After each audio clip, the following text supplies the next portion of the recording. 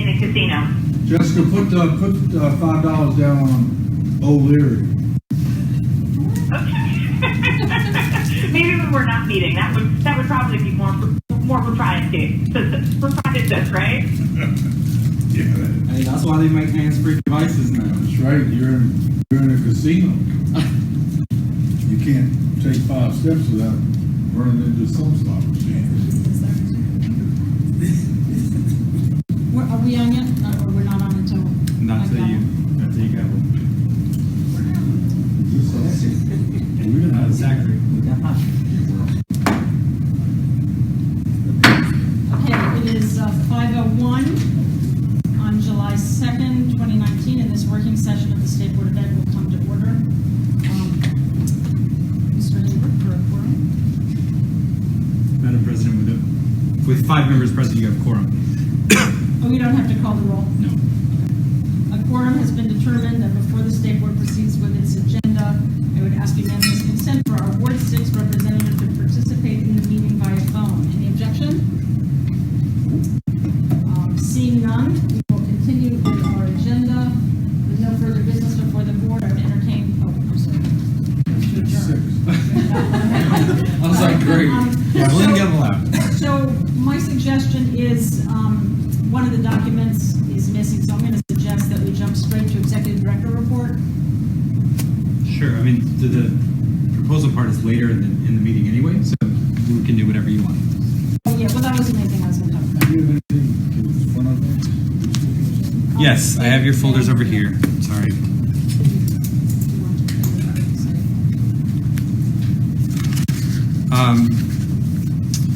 So in the materials that I sent out and in the materials that you're John Paul, I'm sorry, I guess I should say for the people that are watching, let me just say what the agenda is, which is we're going to talk about, John Paul, our Executive Director, is going to report on our budget proposal for next year. And we're going to talk a little bit about the proposal that OSSI has made about the high school growth indicator. We're going to talk about the recommendations from our ESSA task force and our student advisory committee. And then for the last hour, we're going to talk about the state board budget priorities going into next year. Okay, so to our executive director. Okay, so there's a number of things before we actually get to the budget that I wanted to speak to. First, the October public meeting will need to be moved because of the NASB annual conference. We anticipated this. This was a potential move from the beginning, but I wanted to confirm with everyone on your calendars. The new proposed date is October 23rd. So please check your calendars, make sure that day is okay for at least 5 of you. And then that will be our new public meeting day will be October 23rd, which is a week later than usual. I will send it out in an email as well to confirm with those who aren't here, but that is the anticipated date. So the next thing I needed to check with everyone, we will, as part of that email as well, I also will be sending out some information asking if everyone is free for another retreat. The next retreat date schedule should be the week of Labor Day. So not the actual Monday, but the week sort of before that long weekend. So I will send out a doodle poll asking about specific dates in that time. It should be the last week of August, but I just want to give everyone a heads up about that. And the other thing is I wanted to note that as I mentioned earlier, the NASB annual conference is coming up soon in Omaha, Nebraska in October. If you are interested in attending, we will be working soon to get flights and things ready, hotels. So as part of the other email that I will send prior to me leaving for the holiday break, let me know yes or no whether or not you're interested in attending, and we will go from there to start scheduling things by the end of the month. Okay, so the next part related to the budget itself. So the changes that have been to on the budget that is contained in your file largely have to do with the enhancements. I wanted to thank the Office of the Ombudsman staff and the Office of the Student Advocate staff for putting together some really comprehensive enhancement requests. Hopefully everyone has had a chance to review all the enhancement requests. One of the things that we need to do, and this is the 5 people and the one on the phone, need to do tonight, is to look at the enhancement requests just for the state board and rank them, because they need to have a ranked order.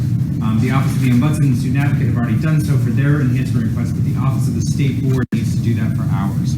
So I'm going to give you 30 seconds here while I try to get something printed to look over those, and that's not here yet. that is no, that Oh, it is is here. that is that. Mhm. It is largely,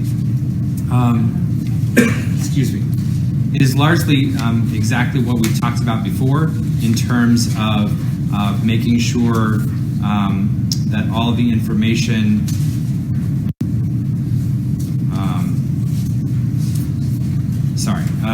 the additional staff person for standards, the additional staff person for outreach in the state board, the additional funding for research, and the additional funding for I lost my train of thought, but I'll get there eventually. Teacher retention. Yep. I didn't. It's just I saw your email. I'm looking, so just I will send it to you now. Okay, thank you. Hey Zachary. What are we looking at? So the sheet that sheet exactly. You're looking at the exact right thing. So the enhancement requests, remember, are things that we are asking for that go beyond our regular budget into areas that we identify as our needs that are not included in our regular budget. I have questions. So Sure. the fact that we got the research money this year, that does not allow us to put it in as our basic needs next time? It is part of our basic needs. If you look at this chart, this is the chart of our entire agency's budget in kind of miniaturized form. But you'll notice on the fourth line from the top on the in the middle, where it's noted that we've already included the $130,000 that we got for this year, as well as the $15,000 that we talked about for translation and interpretation services for each of the offices is included. And for those looking at home, this information is on our website, which is through SBOE.dc.gov. And just a reminder to members, the reason that we're doing this, the way that we're doing it right now, is because the mayor's office requires this information to be submitted by agencies before our next public meeting, which is in September. So we have to vote on this in July in order to meet the mayor's requirements. So that's why. Like you said, John Hall, we have 2 requests for additional activities, one for standards, one for engagement. We've got research enhancement and a COLA increase. Yes, and the COLA increase is the same that we requested for this year. Board members have not received an increase in their stipends for the entire existence of the board. And so the language that we would add to the Budget Support Act would change so that it would echo what the council members have, which is a small cost of living increase each year that has to be approved by council. Yes. Yes. And I know, members, that there may be some additional questions as we go through these. Feel free to email me prior to the public meeting, and we can make additional changes prior to that. I do have a resolution prepared based on just these numbers, and it's very simple in terms of this is the top line number of what we're requesting, and this is how much that we would be spending on programming based on the need for appropriations. The mayor's office has not yet sent forms for FY 2021 yet, which is the budget that we're looking at. That would start on October 1st, 2020. But the anticipation from Tim in the mayor's budget office is that the forms will be very similar, so that's why we filled them out similar to last year. So, any general questions about the FY 2021 budget? Are we gonna also hear about the other offices? Their enhancements or? Probably not, but when Ravel gets back, if you have questions about the ombudsman's budget, you can ask her, or you can do so via email. They're included here. Just say what, in terms of the enhancements. Sure. I mean, they're included more for information. They're included here more for information than for specifics. But if there are specific questions, I'm sure Dan and Ravel may be able to answer questions about their enhancement requests, and I can go through them quickly. Here they start on page 9 of your packet. The first is a additional staff member for the ombudsman, as it's an additional assistant ombudsman position, which would bring them to 2 assistants and 1 deputy ombudsman to help increase their caseload ability.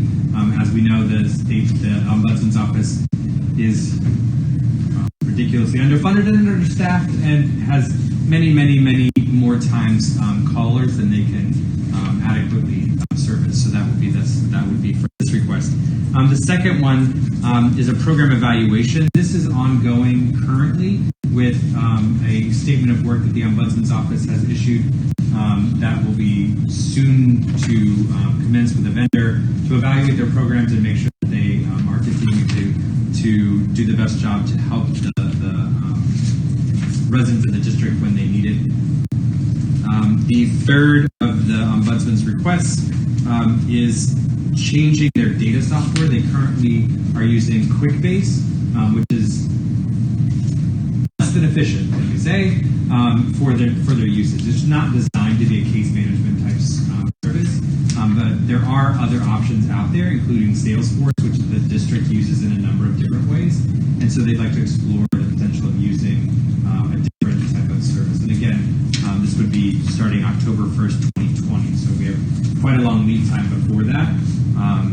And then the Office of the Student Advocate. Dan, do you want me to go through them real quick, or do you want me to go? So the first is an additional staff member, as well as the Ombudsman. The Office of the Student Advocate continue to hit way above their reach in terms of helping residents across the district.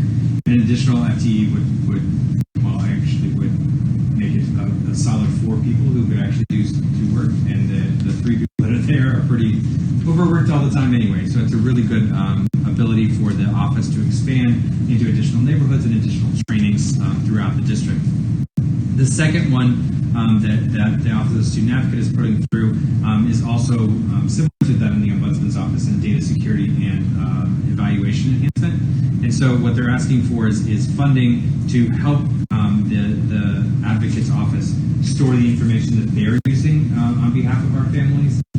And similarly to the databasing type system, they are not using something that is designed for that purpose. And so the information is difficult to get to and difficult to use and difficult to bring out and show the enormous impact that they're having. Sure. Thank you. That was just fabulous. I do what I I had can. no idea what we were doing. It's complicated because the forms are not, I don't feel like the forms are all that easily understood and comprehended, but this is the form that we have to use. No, that's all right. You did a great job. Wait till I get to the PowerPoint stuff. It's super fun. Great. Any additional questions related to that? So just clarifying. Sure. What we need to do by, are you going to send us an email about that? Okay, never mind then. Yes, I will. I mean, if there's specific questions on ranking, I would like to actually discuss that now in terms of the recommendation of the enhancement request from the state board.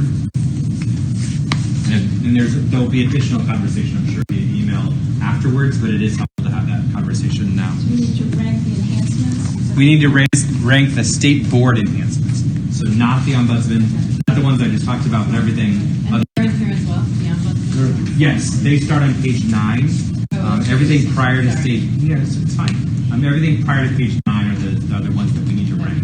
Okay. I think there's 4. Is there anything that you think we should note?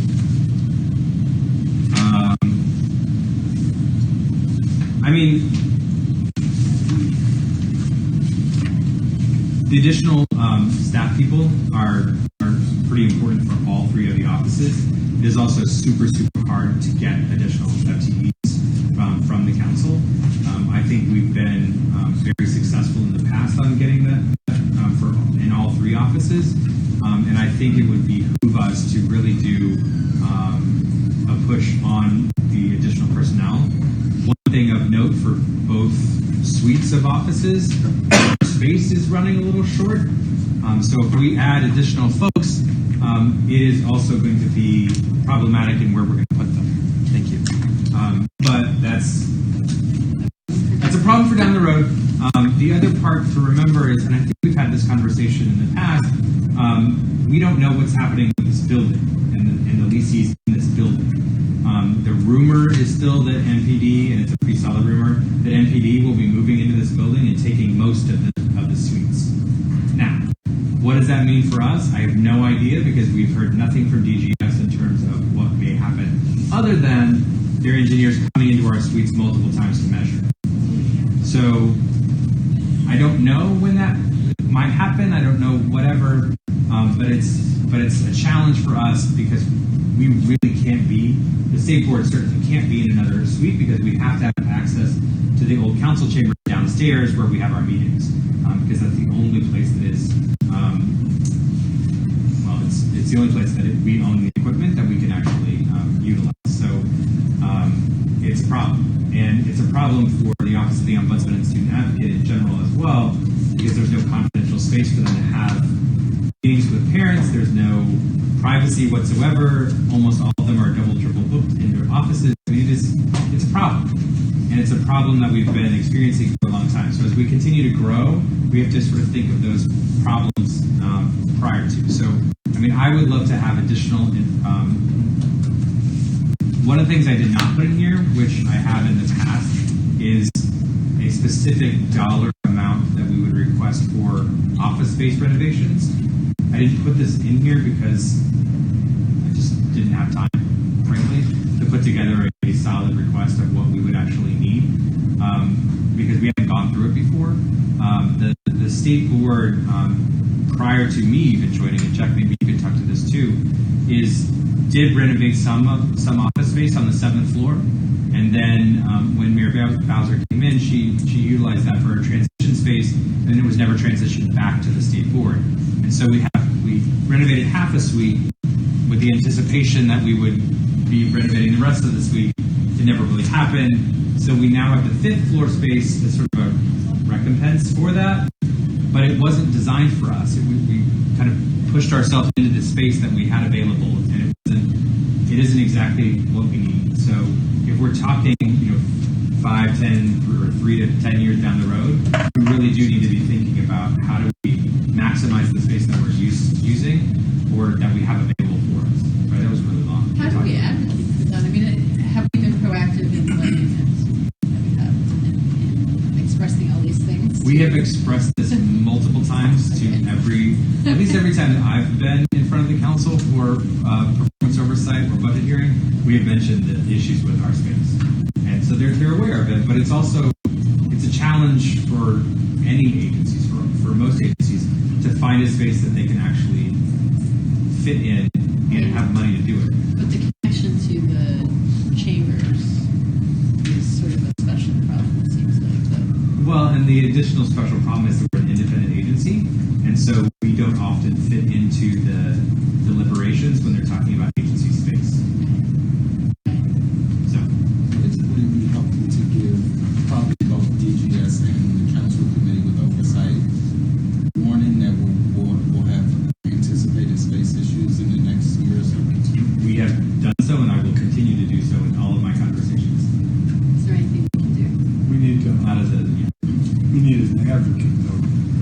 yes, and we have been very, very successful thus far. I mean, in this next fiscal year, Robert White was very helpful in carving out some budget from DGS to help us continue the renovations of the old council chambers, so that it actually works better for everyone who uses it, so that there is actually an ability to do some public meetings in there in a different way than what we have.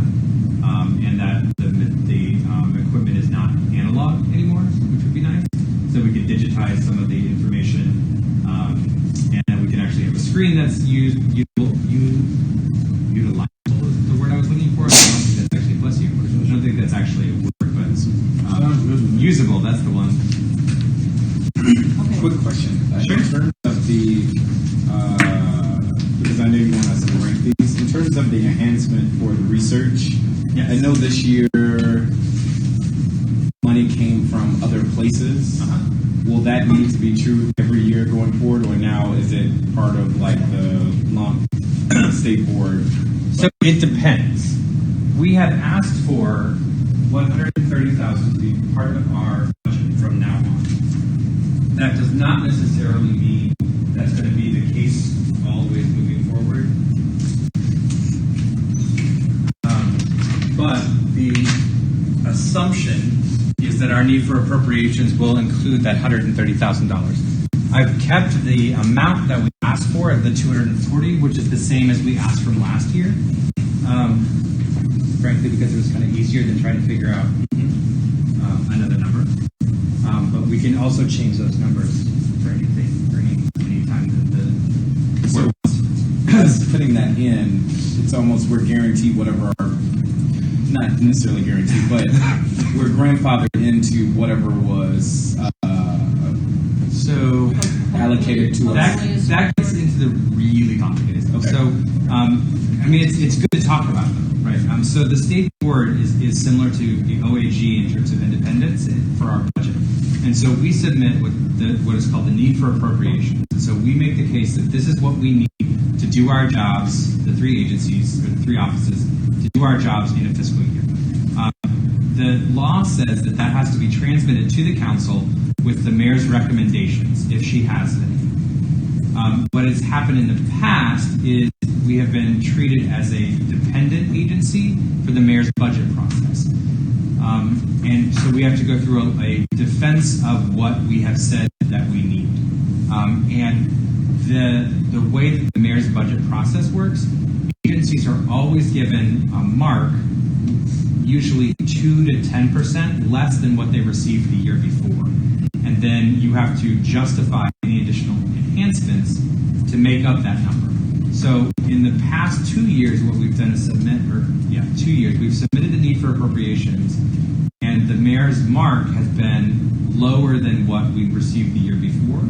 So we have to write a second enhancement that is that delta between what we've said our need for appropriations is versus what the mayor's mark is, and go through the full process as a dependent agency.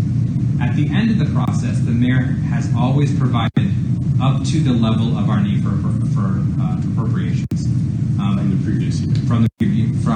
from what the board has said that it needs. So I don't know why we have to go through that process, but we do, and so that's where that complication comes in. I don't know if that clarified anything or made it worse, but. All right, anything else on budget? I would suggest on the enhancement regarding standards, all this is sort of reviewing standards. I think that's sort of a higher level position that can help revise and update standards. So not relying just on Aussie to do it, but we can then come to the table with suggested changes to the social studies standards and design. 2, 4, 3? Three or four? 2. Oh, it's 3, I see what you see. It's currently budgeted at $87,000 a year, and this position would ensure regular and consistent review of those standards. I think just reviewing standards wouldn't keep a full-time staffer busy, but reviewing and researching and analyzing and writing new standards would, but would also be a higher level position. And would require more money.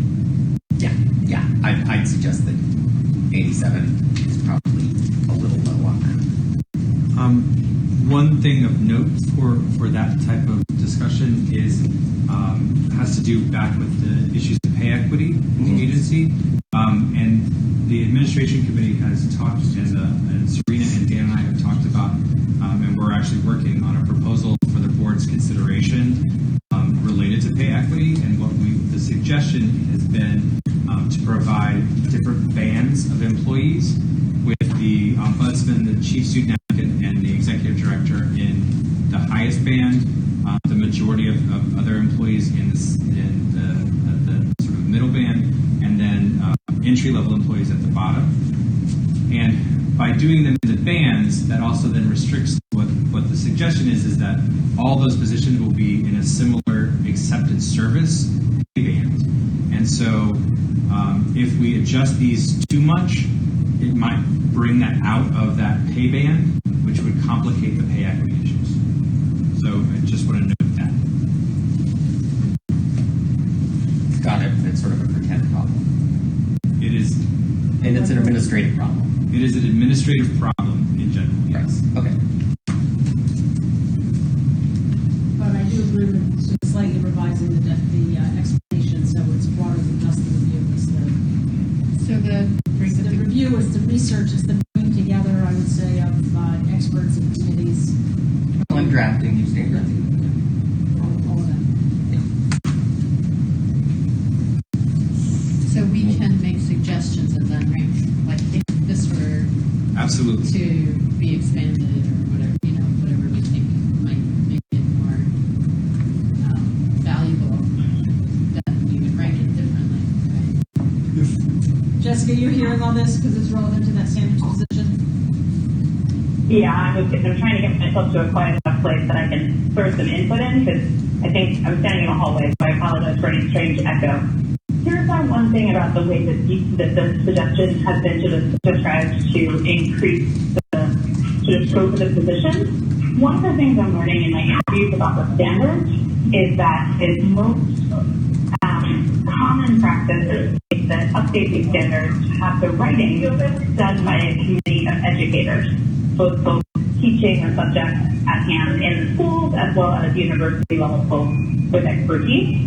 So I think absolutely extending a position to have this be sort of someone doing research and facilitating the bringing together of these groups and assisting with the process makes total sense. But I'm not sure I would necessarily expect that person to be charged with the writing per se. And that's a small point, but I think an important one. It is, and if I can jump in, what happened the last time the board did this was we did all that convening, right? Like I reached out to folks in the university area. I reached out to folks in the healthcare arena. I reached out to community activists. I worked with teachers in the central office, and we actually had one day where we just had teachers come in and talk about standards. We had another day where we just had students come in and talk about the standards. And all of that work got done with zero staff help, really. So it can be done. It wasn't fun. But we ended up, somebody has to take all of that input from all of these folks and write it. And I don't anticipate that this staffer would write the standard from scratch by him or herself. But when you have 20 people around a table making suggestions, someone's got to translate those suggestions and that input into a document that can then be revised. So that's what I'm thinking in the writing. I'm not thinking that someone's creating standards from whole cloth. And in fact, what we normally do is we take the national standard that has recently been updated and modify that to fit our geographic area. So the district and the students that we serve.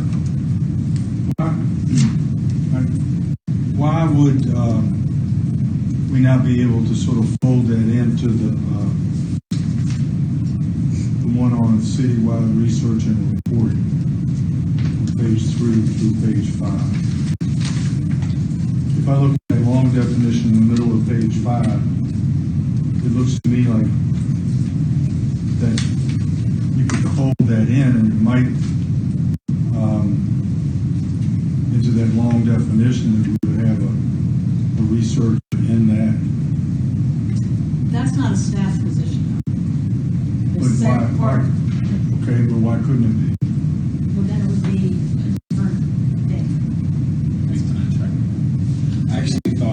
something similar as almost a contingency plan.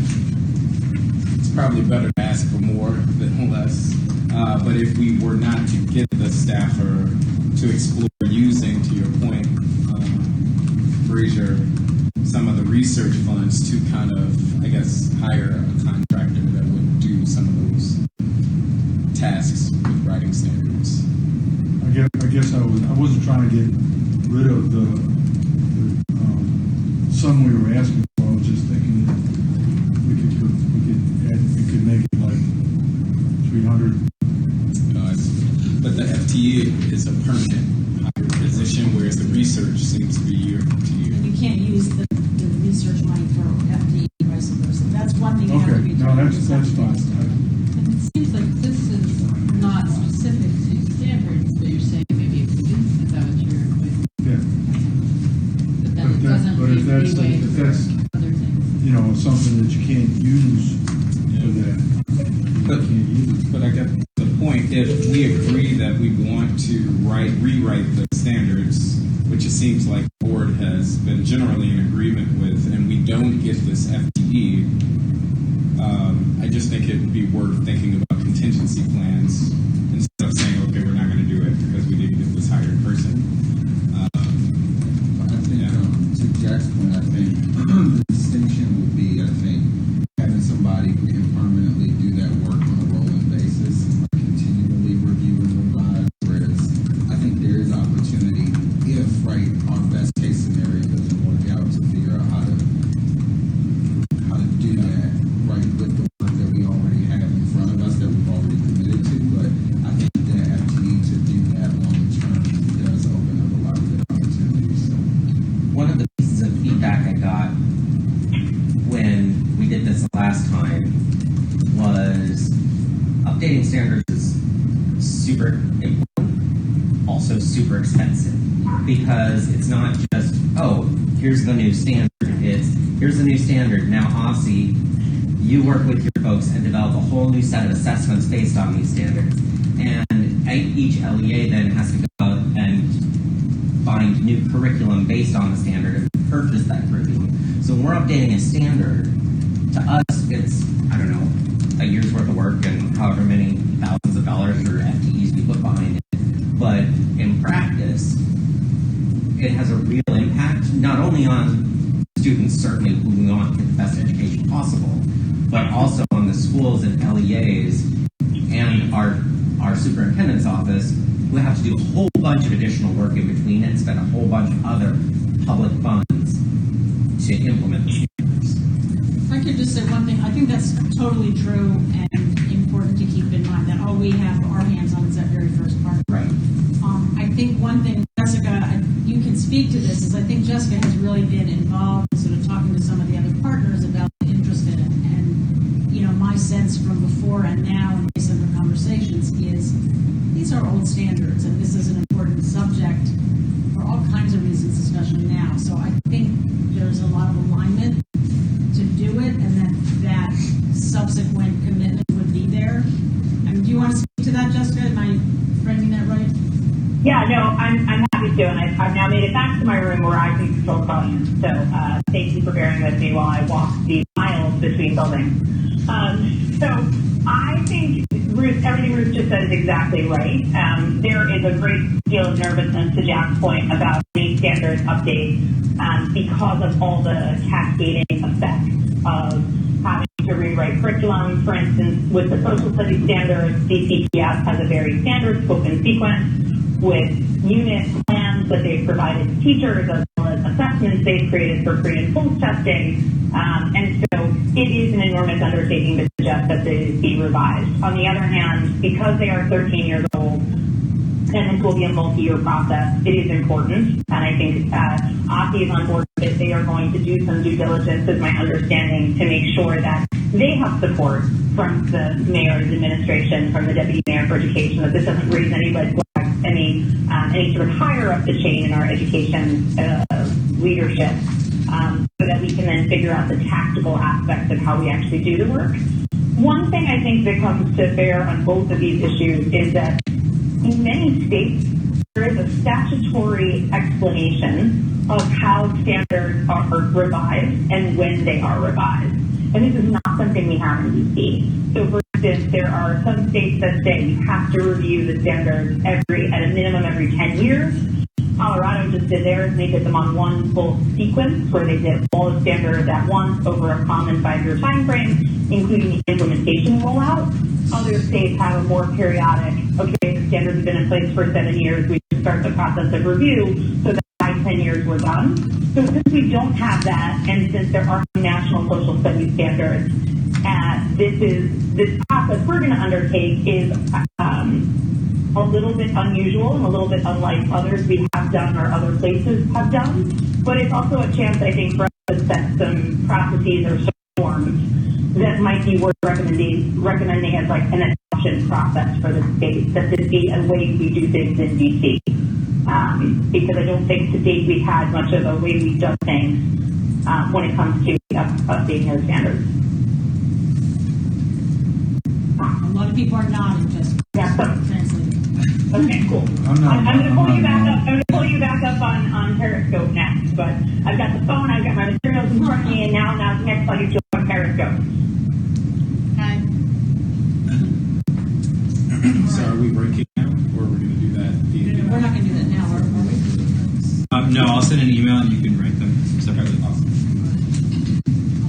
But I do think we can broaden, I think one consensus point here, John Paul, is as a backup, we should broaden the way that research paragraph is written so that we end up without a staff fits in there to be able to pull some of those funds. So if I play out the rest of that, tease out the rest of my idea or my thought process, I think the staffer is really important. But I could easily see folks being opposed to us having a permanent staff on a rolling basis to look at standards because of the extreme cost it takes for all of those other pieces that we talked about and the cascading effect. And I just want us to be cognizant that in and of itself could create resistance to this activity. To that point, is it possible to do a term? I guess you wouldn't do that. Would you hire an FTE for a period of You could time? hire a temp. I mean, that was the original idea, and Jack actually had a very good idea. We really do need someone long term. Yeah. So, I mean, I prefer to go long term, and then when we go forward, to have a piece of paper that's very clear about, this is how many subjects there are, this is how much time it takes, this is, here's a schedule. Even if that doesn't become a statute right now, it sort of suggests to people this is the kind of thing that should be ongoing. Well, to that point then, and I'm sorry to drag this out, is there's a place in the enhancements of is there statutory change here? And we could have some conversations with folks about what a statutory change might look like.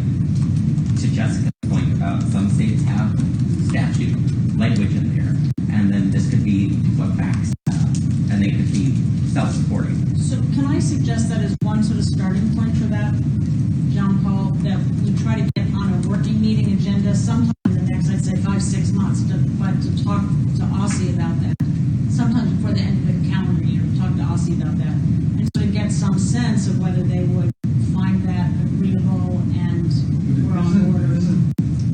See, that's all that we're sitting here talking about really good ideas, but where do they go? And in order for the standards to change, somebody in the mayor's office in Aussie have to say, we really need this to happen. And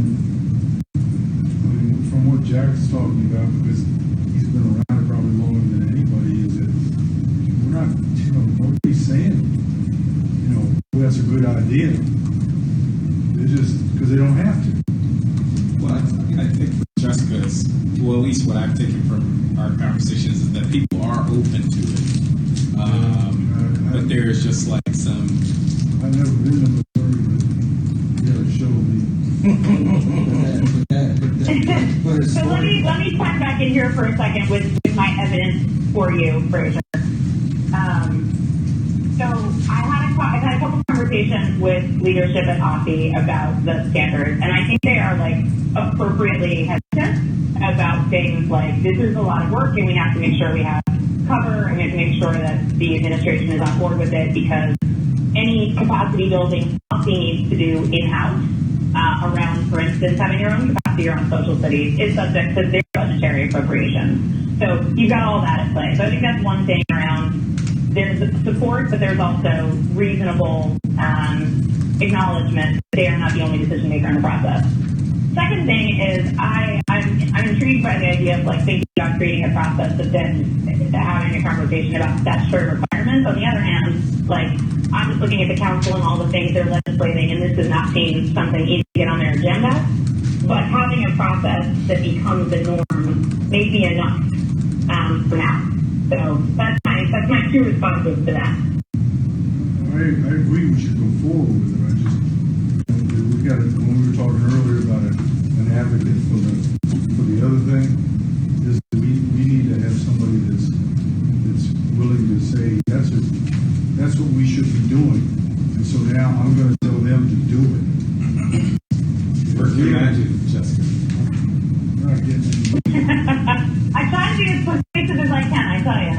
Well, and I will also say, I mean, this is relevant to broader governance issues, which we should have a discussion on. The staff has actually pulled together a very good sort of summary of what exists in other states in terms of different rights and authorities, and I think we sort of wanted to, this is sort of a meeting that we've been trying to have for a while to really discuss these projects, but I think that discussion should be sort of, should be. And the good news is that in the last 3 or 4 months, there's been more talk about educational power from the government, the city council especially, than there's been in 13 years.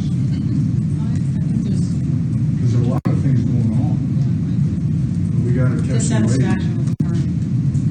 But I think to that point, I think we've also seen that initiative flow both ways, right? I think Jack's work around the health standards is one of the examples of how the initiative really started here. Oh, I agree. Yeah.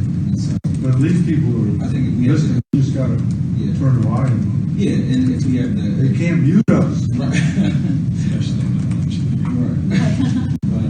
But if we increase our capacity to do that, I think there's more opportunity for that initiative to start here. Yeah, they're part of picking our targets is to have some real sense of how we can push it, where we can push it. And just this isn't the time to talk about it. I think it's later in the conversation. But we really need to specify our targets. And we might not need as many targets as we have. All right, hold that thought. I will. If everybody is ready, we're going to move on. We spent a lot of time on this. We're behind. People look like they're ready to stay for a longer meeting. I don't want to shorten the subsequent one. So let's go quickly into the high school growth proposal. And we had the presentation from OSSI. The question before us is what we want to do, how we want to respond, and I would say there's sort of 2 parts to this. One is, and if John Paul or maybe even Jack sort of wants to respond as sort of a convention, like what, should we feel obliged to respond formally and quickly? The reality that OSSI put forward to us is they're going forward with a new 9th grade test, period. That's not really up to us, so should we sort of think of our role as we don't necessarily need to respond immediately later. So that's sort of it's a question about sort of what is kind of expected of us, and then the second piece is Jack has a resolution, a proposal that speaks to this, and we had some comments, I had some comments on it as well.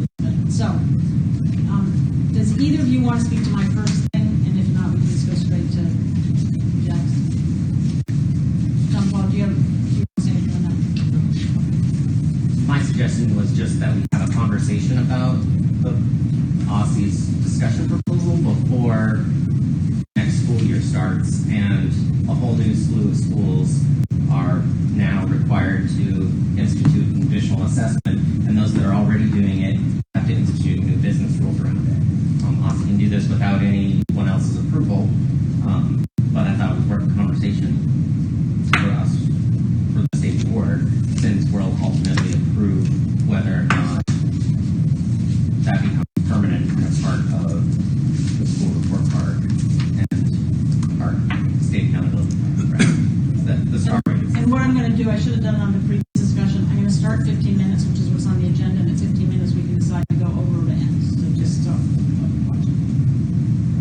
So just to make sure we're on the same page, it was my understanding that they're going to go ahead with the 9th grade assessment and that they're going to do a study over the next 3 years or next 2 years, and then come back with a proposal around the growth metric for high school to be included in the report card. They're piloting it this next year. They're going to use that data to determine whether or not to come to the board for the year 3, which would be so not this December, not next December, not December after that, but to year 2021-22. What does that do? 1 second. So my understanding was that they definitely were going to come back, and others' understanding is that they may come back. Assuming, I think they said they would. I mean, I think the only reason that they wouldn't is that there's some reason in some of the data that doesn't show what they expected to show. I think there's still always the possibility that they may not come back, but I think the likelihood of that is probably pretty nil. You saying come back in 3 years? Yes. Well, 2. So it wouldn't, it's not, it doesn't It count. would not count in the first 3 years of the STAR framework. Correct.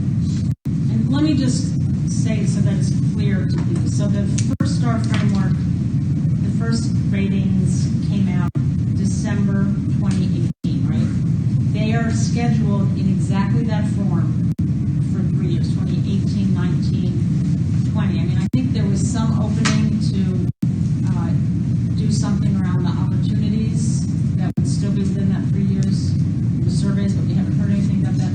But 2018, 2019, 2020, there could be changes for the 2021 rating, okay?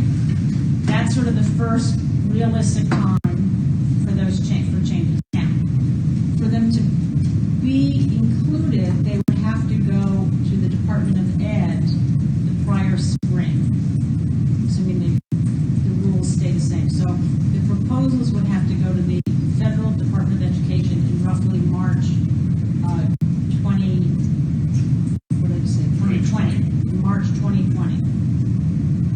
So that's a timeline for thinking about shifts we want to make. And I will also say, some of this, Aussie would sort of like to pilot and test out. So that's another piece of it that we might have to also play with. But minimally, they'd have to go to the feds by spring 2021 for big changes, including this or anything else.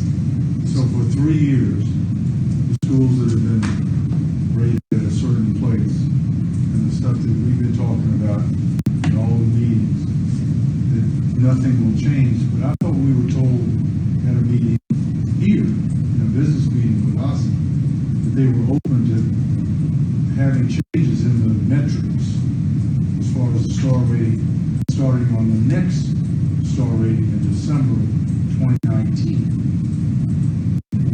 I believe that would not be what they.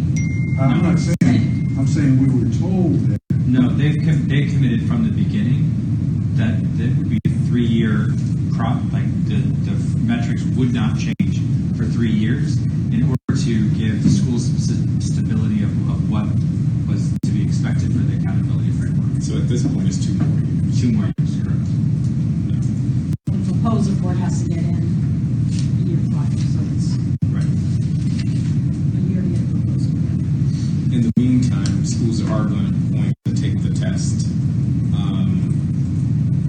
And is that data allowed in any other accountability metrics outside of just the report card? So, like, I guess, can schools be penalized for their 9th grade data, whether that's at a school-based level or on the charter side? I mean, if the LEA decides to use that metric for some sort of internal thing, then they probably could. But we're talking the state level. There is no penalty for it because it's not part of the plan as of yet. And it wouldn't anyway, right? Because it's a comparison thing. It wouldn't happen until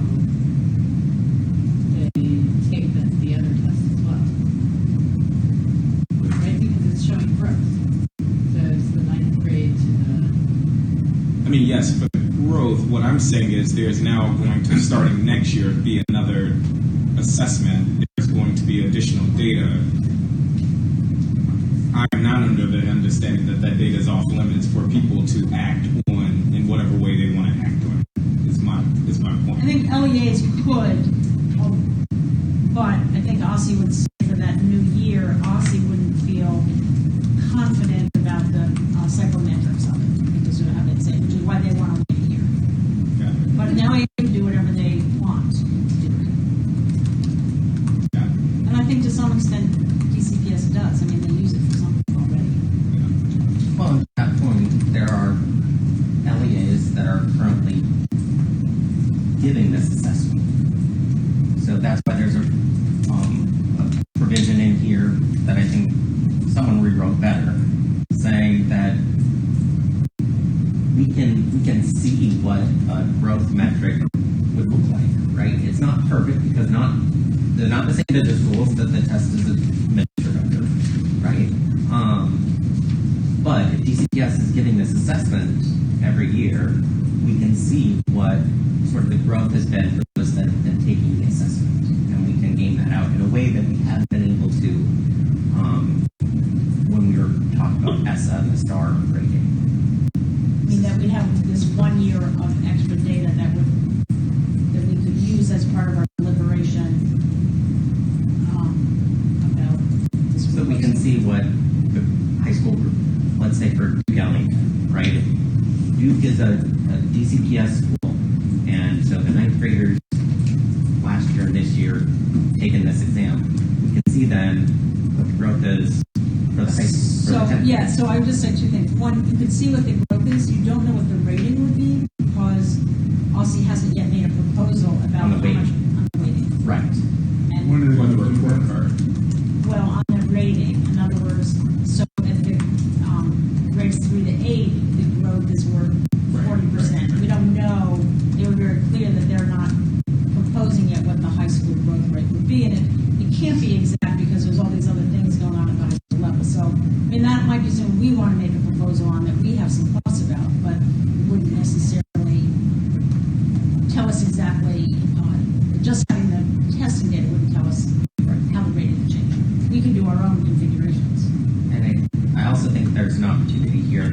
If LEAs are already giving this assessment, great. Just do it under the regular business rules. But if LEAs aren't doing it, then perhaps they shouldn't be compelled to, right? In this first year. Yeah, we can use that as sort of a baseline setting. We can see what the outcomes are, what the results are, and then we can have a real transparent discussion about whether or not all students should be taking this additional assessment or not.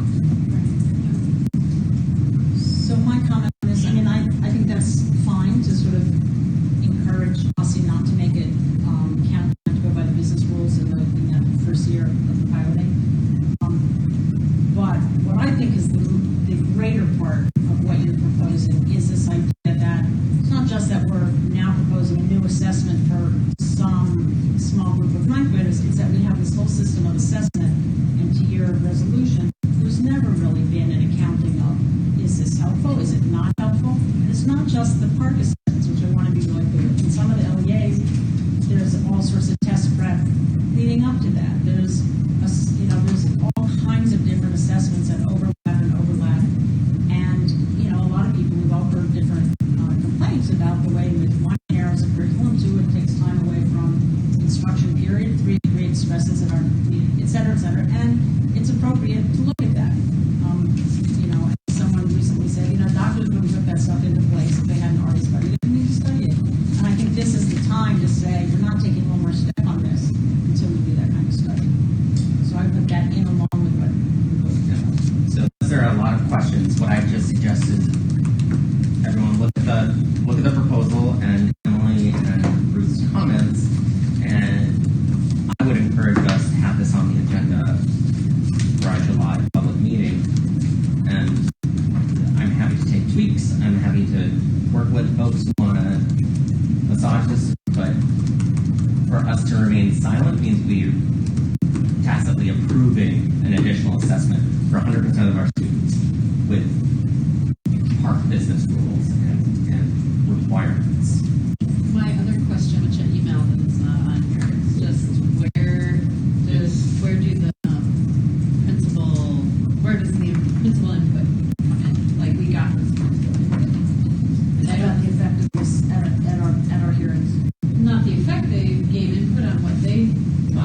useful in terms of, or possible, feasible, in terms of growth metrics. And I'm just wondering if that was considered well in OSCE's. You mean what we did for the last 6 months?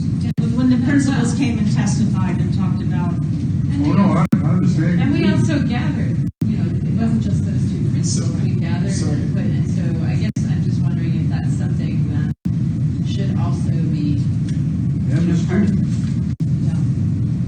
yeah. and every teacher you talk to. so to incorporate in effect more whereases that take account of what we have learned and possibly put that as well. I think as some that results and our research has to be mentioned in it. That At it's least been done. responded to, I guess, of why you wouldn't. Valid information about it. Because they're still going to be using the park test when no one else is using the park test in almost the entire United States. Well, let me just say, that's a whole other issue, and it came up in our retreat, and at one point it was sort of high up as sort of a priority issue, sort of as we sort of had these conversations, it sort of fell down. I mean, I think it's still a real issue about whether that's the right test for us, an appropriate test for us, and I mean, it's not our authority per se, but I would say it is sort of in our legal house in the sense that we decide, we know we're party to it being used to rate what's going on. I think that. Can I ask a question about that park? Yes. Is it possible to know if there's research out there, or could we find some information on how many states still use park testing but don't call it park? Yeah. There are many. Because the number of states that use Common Core standards but don't call them Common Core are numerous. But the So I'm Common curious Core, as to what that is for park. Common Core standards, Jessica, are really very generic. I think we're getting a little off field. We're going to talk about growth. Right. Can I just make one more point, though, about the other data that we've collected, which is, I think, ultimately what we're trying to encourage is a growth metric that's useful, right? A growth metric that actually encourages what we want to see in our schools and what, will be useful for both stakeholders and, well, for all the stakeholders, right? Stakeholders in schools and for parents. And so I guess the big question is, this is the one, my sense was, the using the park test was what OSCE feels like they have the capacity to do. It's what they have the systems in place to implement. Now, that doesn't necessarily add to, right, what we're talking about here. And so I think that's sort of the big question for me. And I wonder how we can get at that. I think maybe Wait, what's the question? I'm sorry. just, we don't want to have a growth metric just for the sake of having a growth metric. So if this one that they're proposing, that they're going to pilot, is not one that actually encourages sort of the kinds of practices we want to see in our schools, and that is actually giving useful information to families and practitioners, then that is not what we intended, I think, right? That's not what we intended as a board. And so I think we need to, that's what I'm getting at when I'm saying, should we encourage, I don't know what the right verb is here, but shouldn't OSCE respond at least to the research that we gathered on what principals said would be useful? And what did they, can you remind me, what did they say? The principals? So there were different things, some of them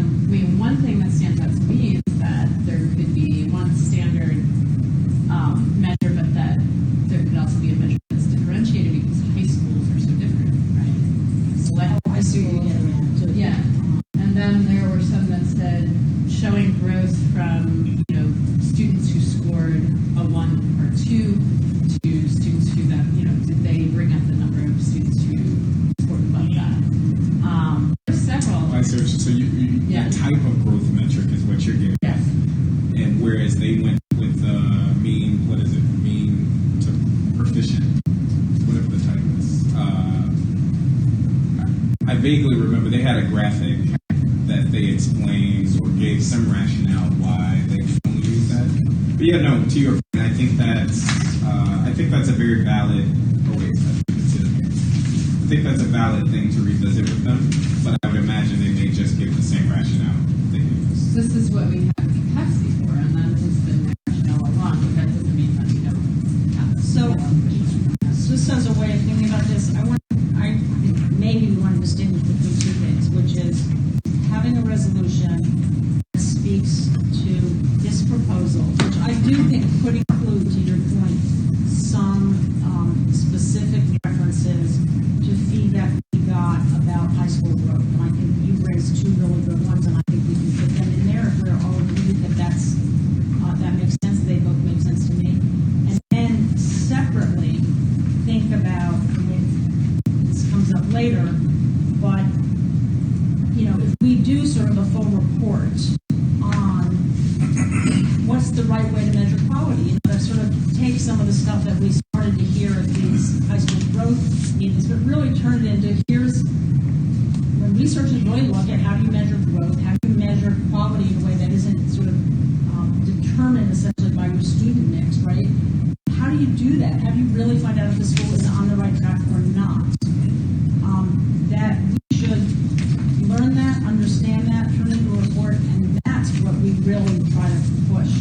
We really try to push on these broader issues about there's a big fundamental problem. Your suggestion would be you do that by focusing on growth. No, I'm saying this is our shot right now. It's an immediate resolution that speaks to this high school growth proposal in the ways that have been raised, sort of several times. But more broadly, that we sort of put in our lens the whole star rating and be in a position, I would say by the fall, so that there's time before March to say, here's how we really think this should be shifted. And it gives us time to sort of to lobby, to advocate, to talk to our people, to talk to OSSE, to talk to the council, to sort of really try to generate some broader understanding. I hear that. My only, I guess, wondering would be the value, given that they've already, one, it's already in place, two, they have already said they're not going to revisit it for another 2 years. No, but this would be a proposal for the 3-year For shift. that 3 years. Yeah. It would be putting us in a position. Gotcha.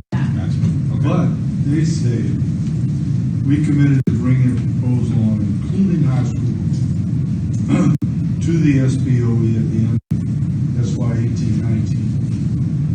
We're incorporating growth into the STAR framework is a substantive change and will require SBOE approval to include in the state plan when measures are developed.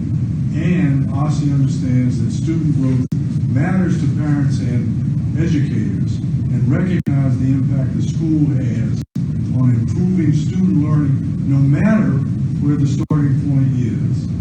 And during public comment, commenters expressed their belief that growth should be included as a measure for high schools.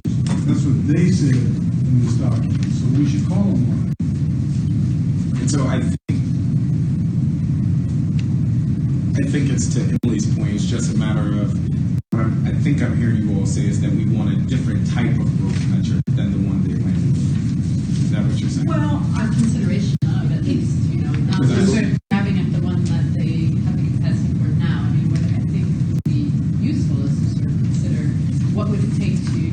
Right now they're focusing on median growth to efficiency, and we're saying, or some are saying, there may be other types of growth metrics that we should explore. Yeah. Got it. And we can add that into that 29, starting on paragraph 29. We can add that. I'm just going to throw this out. My only hesitation with that line, regardless of where student starting point is, it's insufficient without another. No, that was just their line. I know.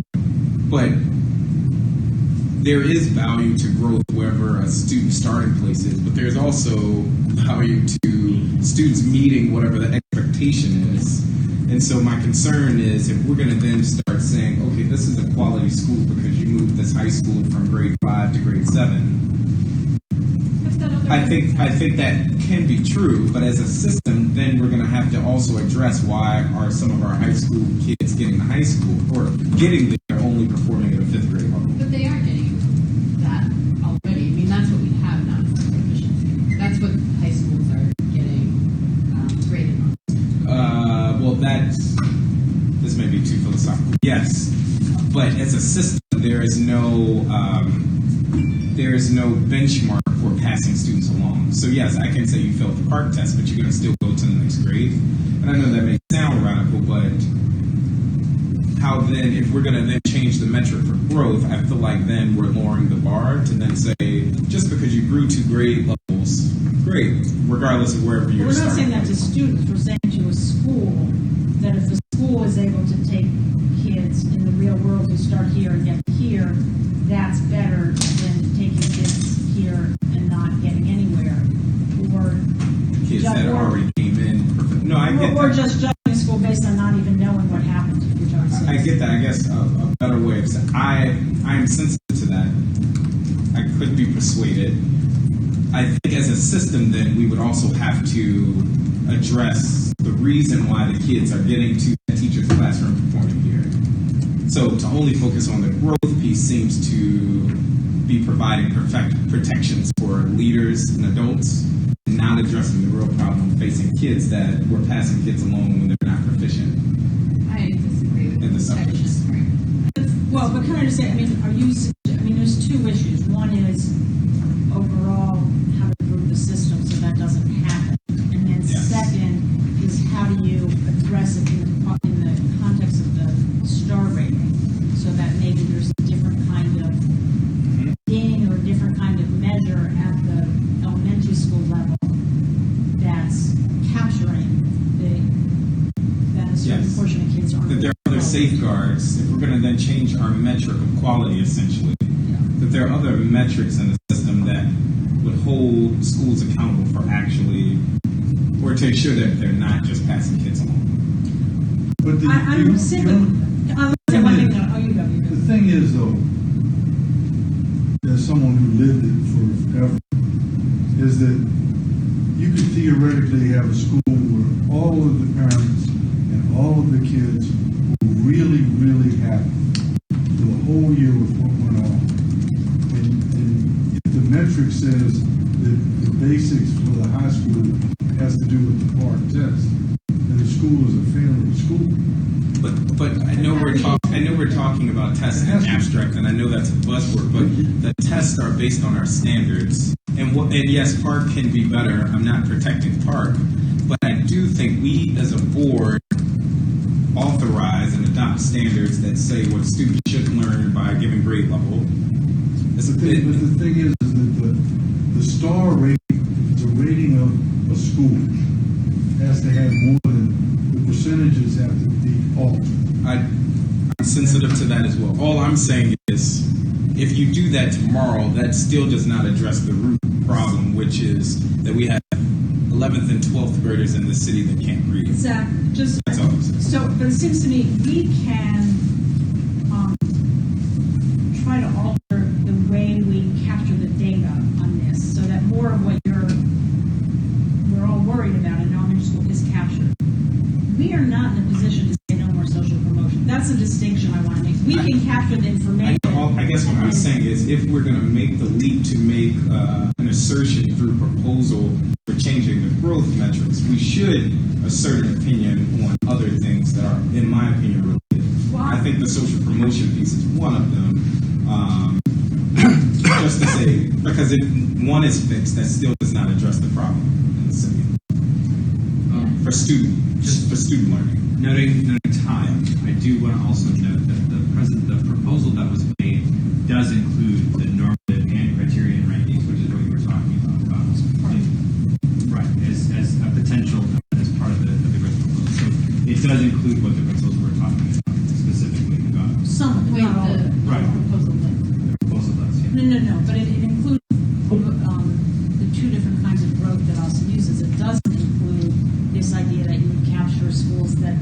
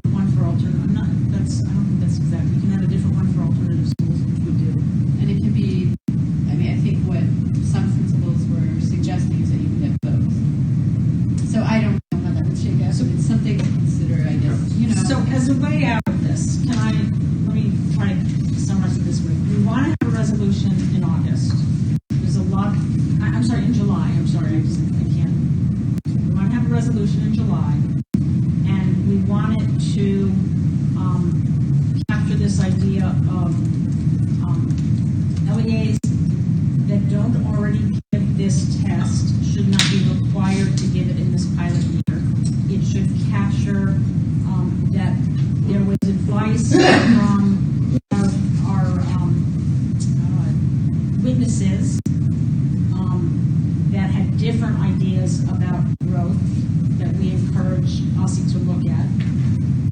And third, that we expand the idea of research to include not just the effect of one new assessment, but to inventory all the assessments that are now being given and the effect of them all.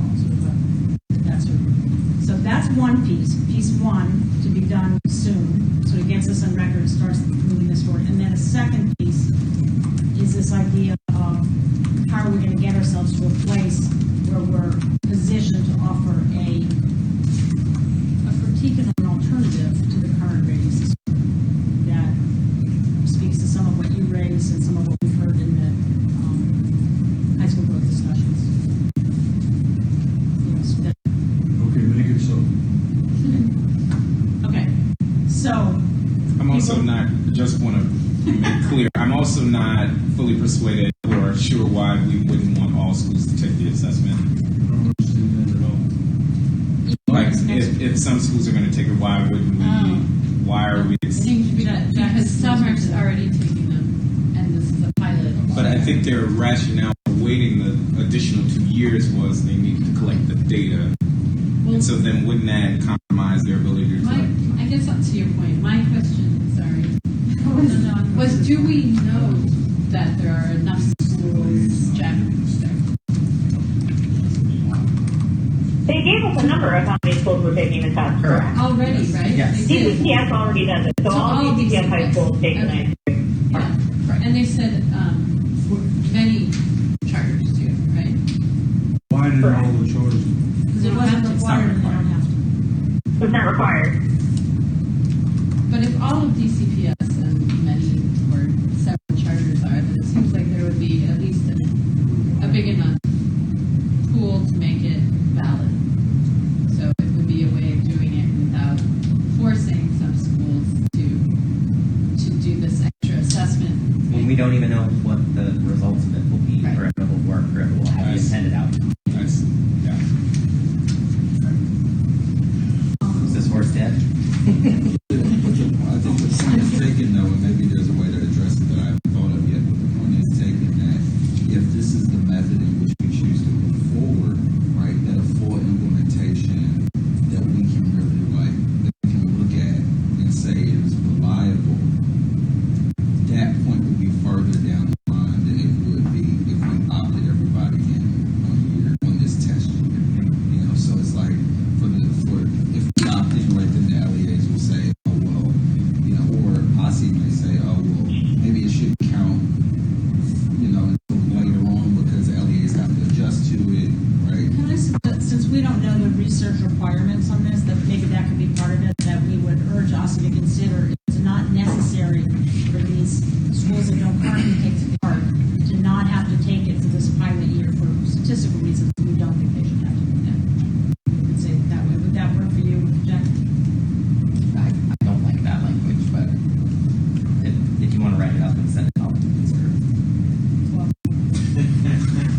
But That's I it. mean, no, it's, I'm not going to. No, but I think the concern would be that we don't want to further delay the inclusion of a growth metric, which could be excuses or if we don't include all of our kids the first year. Yes. no, I that's the trade-off, right? Yeah. Like, But I don't think, But I mean, right I now don't want we that have- trade-off. I don't want to be in a position where we're preventing OSSI from having a growth measure. I don't want to be part of that. so growth metric at all costs. I mean, what I think, Jack, is that 95% of our students are already subjected to this. 75%.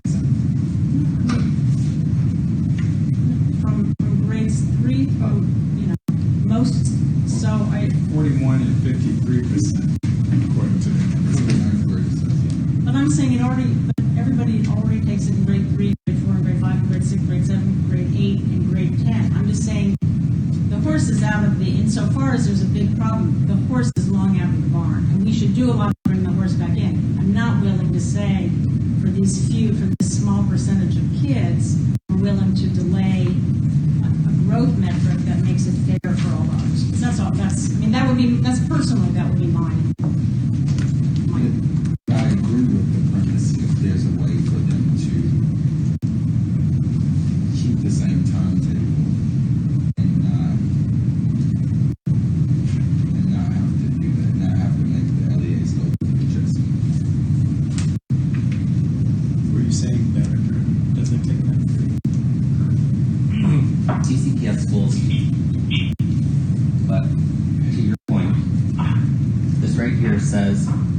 41% of ninth graders take the algebra assessment.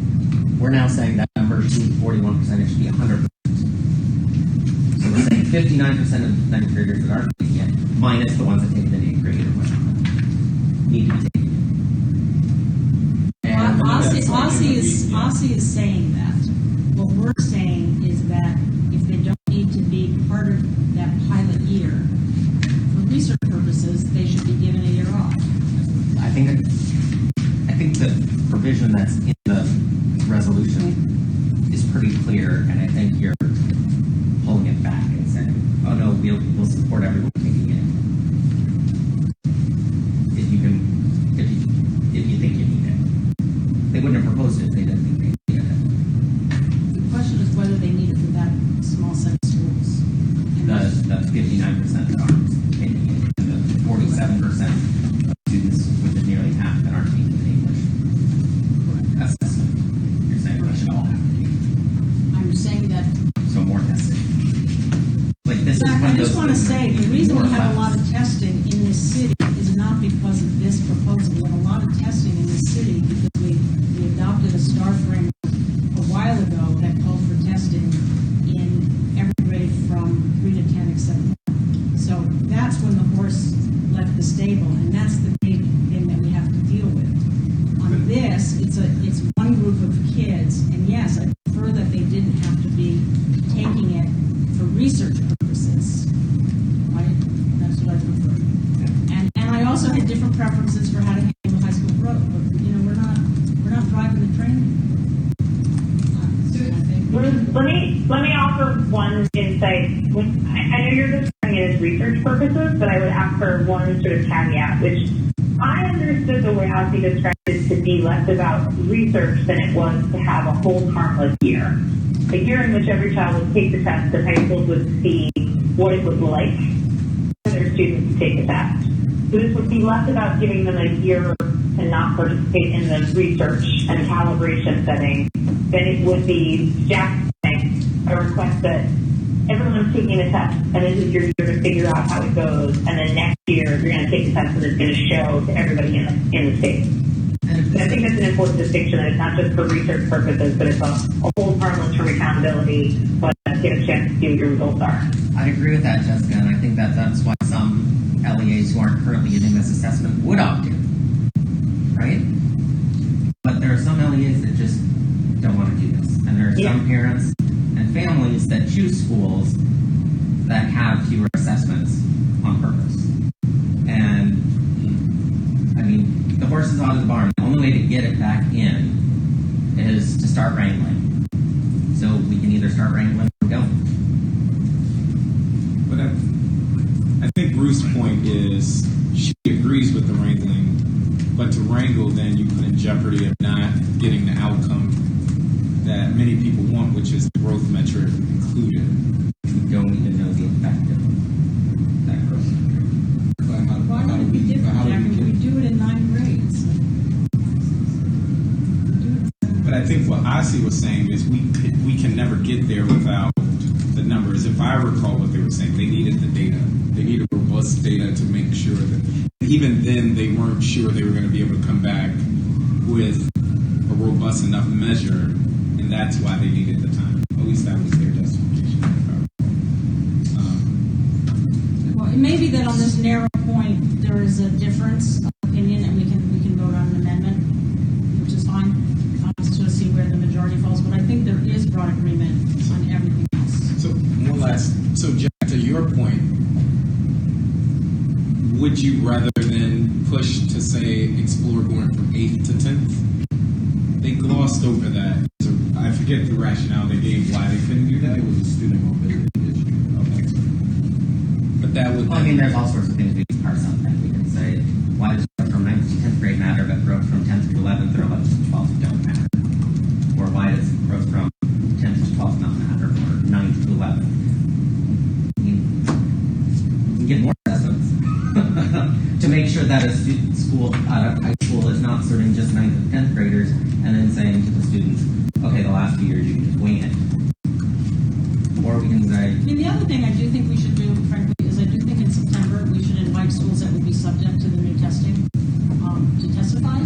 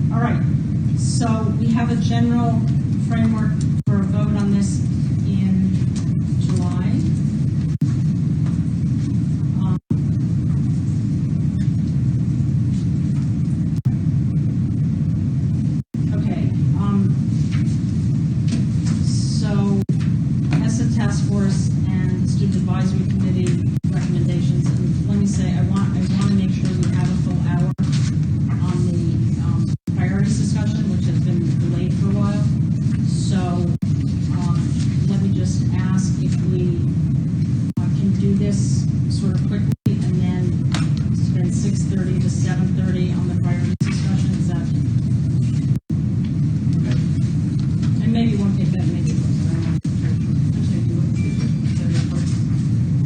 All right, so, task force, let's start with the ESSA task force. Without Karen, somebody proposing something? Can I make a suggestion that we talk about those two at the next business meeting? That's okay with me. Is there any September? reason not to? We only have a business meeting in August. For the next working. Next working Working session. session, I'm talking about the Yeah, working. next working session will be September. You're off in August. We have recess in August. But I still We have a support that. business session in August. We have no sessions in August. I had on my schedule, we had something's in August. Okay, well, Well, I support tabling it. Jennifer, it could be helpful to just call out, or at least the headlines of the report. I know they spoke about them at our meeting, but as we go into our raise conversation, it could be helpful to just name the headlines. Sure. So, and I'm going to ask Matt to weigh in when I forget things. But the recommendations of the ESSA committee came in the three sort of subcommittees of the ESSA task force: the academic equity, which starts on page 6 of the report. The school resources and funding equity starts on page 7. And the lead for equity starts on page 9. So in number 6, you can see that the Academic Equity Committee recommended a citywide equity action plan, which is something that we as the state board have been somewhat leading on in terms of adopting an equity statement and really viewing things through equity lenses in a much more comprehensive fashion than I think others have done thus far. It also talks about the research practice partnership. I don't know why that's hard for me to say. Work, as well as some key research questions that are included in the appendix of the report for members to consider as well. And also notes specifically the funding issue. This past week, some members also testified at the DC Council related to the budget transparency and overall operational transparency bills that are before the council right now. And I think that's one of the things that the next committee, the School Resources and Funding Equity Committee, also noted specifically, and it's listed in the appendix, about what specific information should be available to members of the public in relation to school budgets. So as we sort of think about next steps for the school report card, I would urge everyone to look through the recommendations in that section for that. Leading for equity, it notes specifically promoting partnerships with external organizations to enhance the capacity of schools beyond what they're receiving just from the district government, as well as additional research in cost-effective policies and programs that would assist the LEAs and schools specifically, as well as making sure that schools actually understand what the dollars are supposed to be for. Making sure that education goes beyond just the central office levels down to the folks who are making these decisions at school levels and principals and teachers, so they know what at-risk funding is for, and they know what those Title I funding dollars are for, so that they can make sure that they are doing the appropriate work at the school level. If you need additional detail, I'm probably going to ask Matt to jump in, but I think you're right that this is a helpful conversation to have prior to the next part. Question: when they reference comprehensive support schools, which schools exactly are they referencing? Is that just Comprehensive support 1 is the 10 schools at the bottom 5%. bottom 10 and bottom 5? Yeah, it ends up being 10 schools that were identified, and I can send you that list of who they were in 2010. It was basically the comprehensive high schools that aren't. No, there were.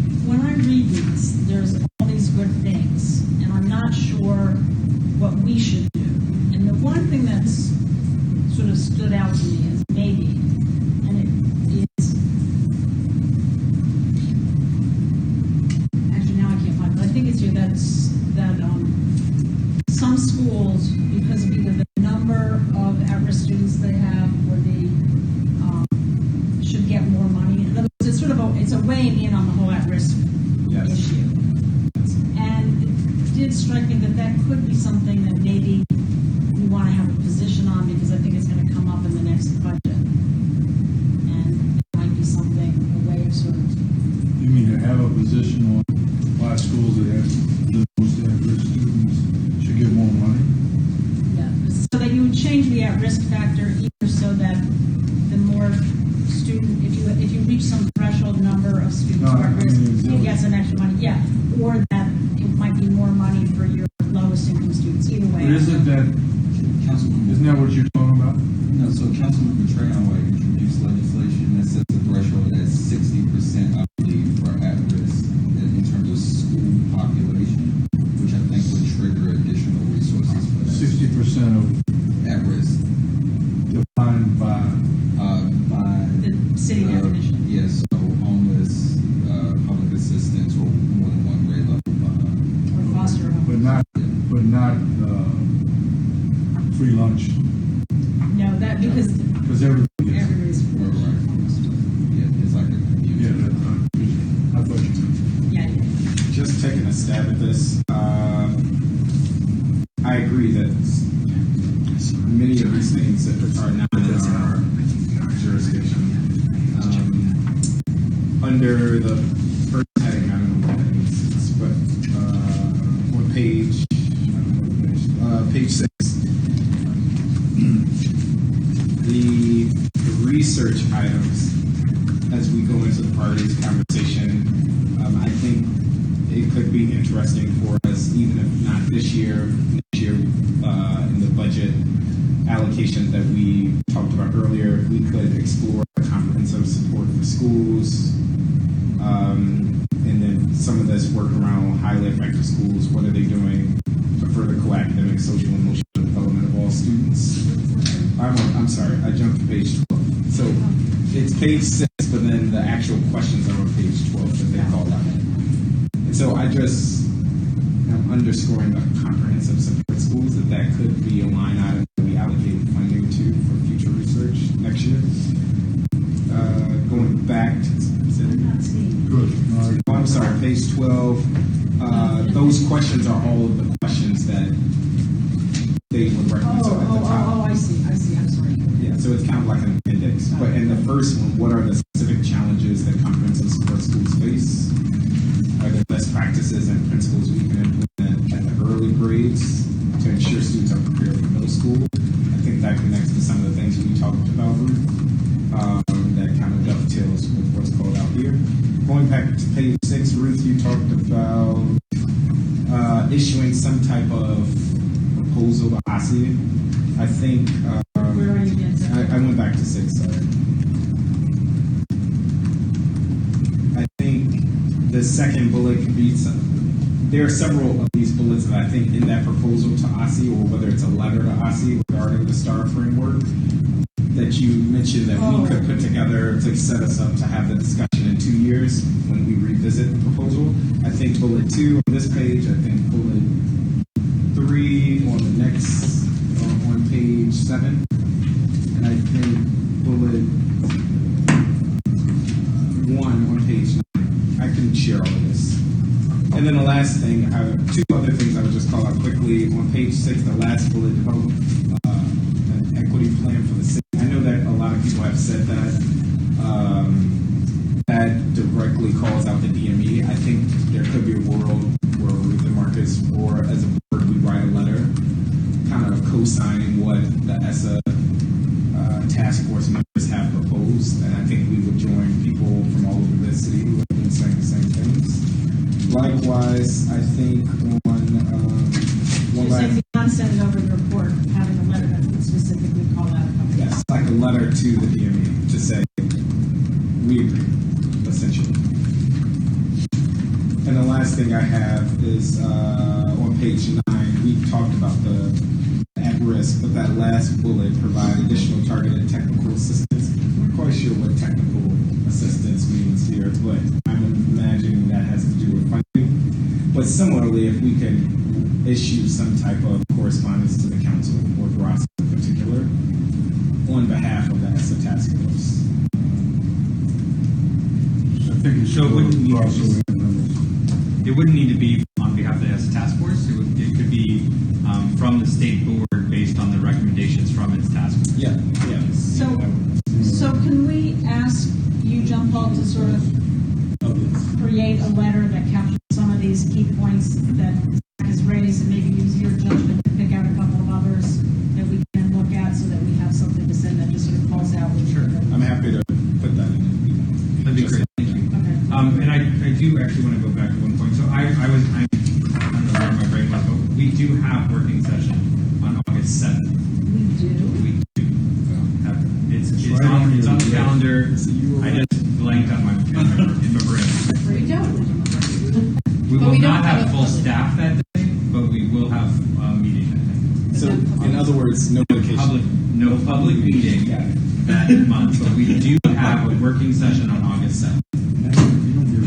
You know, it is not on my calendar. Okay. It's on the shared calendar, but I'll make sure that it's on Oh, your. actually it is. I'm just looking at 5 a.m. Yeah. I'm definitely not doing it at 5 a.m. So yes, should I send those to you? If you don't mind, that would be helpful. Thank you.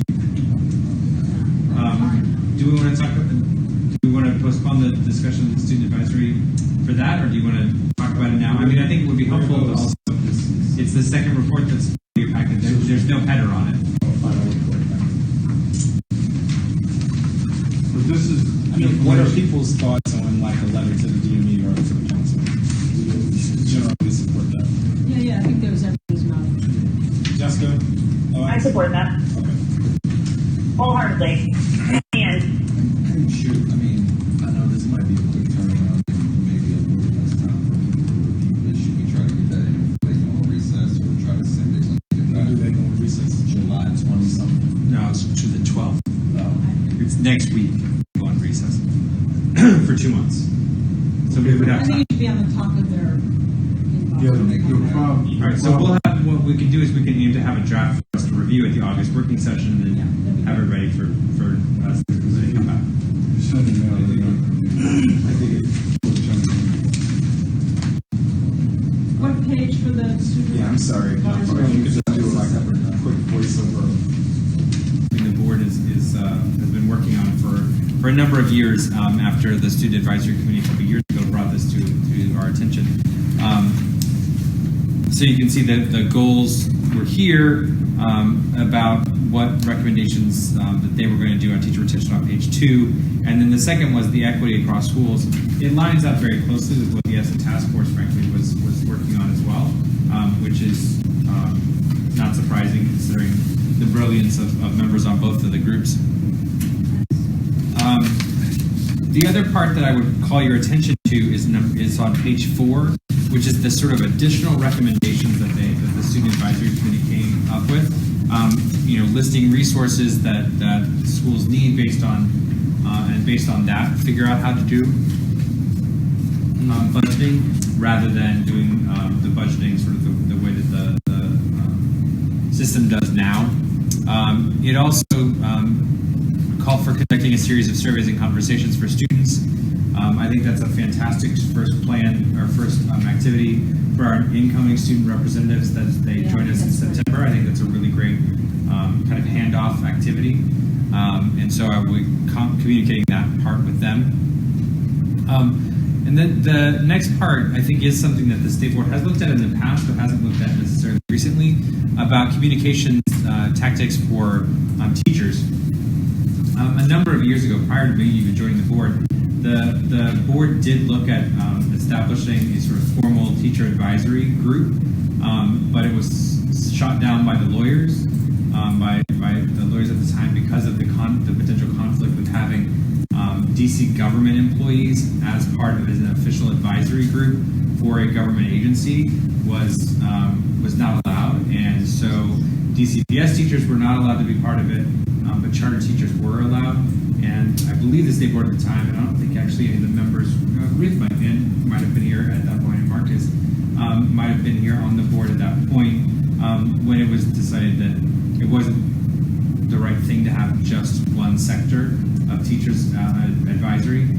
But I think one of the things that this board has been very successful in doing is bringing teacher voice either through the individual members or through our friends, specifically Laura Fuchs, who is fantastic and our most well represented public witness regularly at our public meetings. So that's been very helpful. No, let me Yeah. ask him. I mean, I guess it's been decided by lawyers at this point, but what was their distinction between teachers participating in an advisory group as opposed to participating in something like a task force? Which Well, I think part of it was also paired with the potential of having teacher representatives serve similarly to the student reps on the board. And so I think that piece of it was the biggest thing. Oh, so not the committee, just the having them on the. Yeah, but I think it was submitted as part of the whole process, and I think that's the biggest piece. But I don't know. I wasn't here, and I don't have access to those things, that documentation anymore. So Did it have anything to do with the fact that the Hatch Act? it's potential. It wouldn't be. I mean, it wouldn't be Can the I federal. just say, if we want to have a serious conversation about this issue, we should put it on the next agenda, but if we keep going on this, we're not going to get to the Yeah. others. It could be another subject too for the teacher. But it could be retention something that working was, group. put on the agenda. Yeah. for us. Just naming some of these recommendations can be put in that same proposal to IC. Just shoot them over to for the me. report card. Great. From the student. That's- Where are you? We're ready to For roll instance- now, Ruth. For Let's go. instance, like the mentoring program. Oh, yeah. Like things like that could be recommendations to IC of ways to support schools that may have 1 or 2 stars, for instance. And so just incorporating their ideas with that letter that we would send out. And one thing I want to say about the retention stuff is their proposals are very consistent with what's been discussed in the retention working group, and that as that working group gets beyond its first set of projects, that the idea is a lot more advocacy work, that will have more data behind us, and these ideas of memberships and so on will become then part of the main push.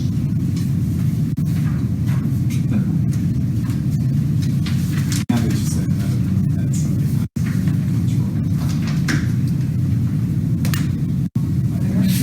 The mentorship. Yeah. Oh, I see you were proposing it right now.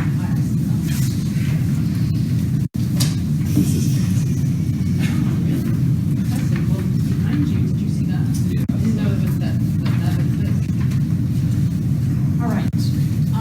Let me give a little introduction to this while people look through their fancy Gantt chart. And we also have the fancy Gantt chart up there. This really lays out sort of a whole set of proposed projects and sort of shows how they would lay out over a period of time.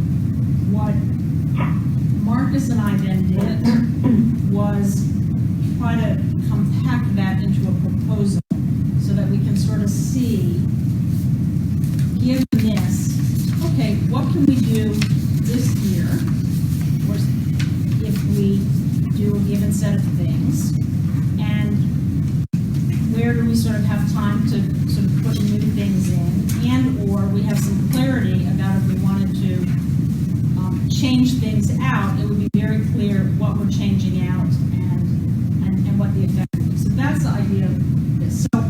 So the Gantt really lays out from sort of a staff perspective, sort of the time, and then this, what you have here, really sort of condenses and uses this as the basis for proposing a set of projects. So that's what's sort of in front of us. And I want to walk through these a bit. Can I interject? Yes. Sorry. In the interest of fairness, and this is a proposal, is it possible? I don't know how we might do this. I guess instead of taking this Gantt chart, which I know took a lot of time and effort to put together, as the way we should do things. So the Gantt chart is not a proposal from staff. The Gantt chart is only a listing of everything that we have talked about in working groups as a potential of things. Got it. This is a proposal. Yes.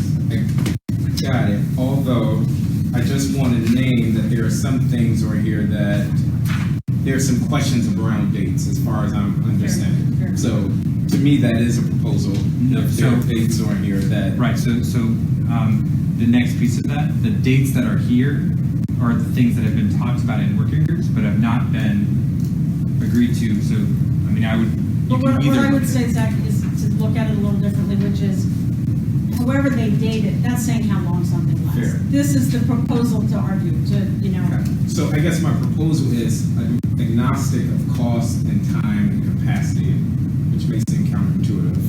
If we can then talk about the merits of each of these, and maybe we don't even have to talk about the merits, because I think at this point, many people know all of the different proposals, and we rank them or have some type of voting, and then from there go to try to mesh things. I guess my concern is if we take as a default that we're going to do everything that we've been doing, and then we're going to just try to fit one or two things in, it therefore puts additional proposals or ideas at a disadvantage.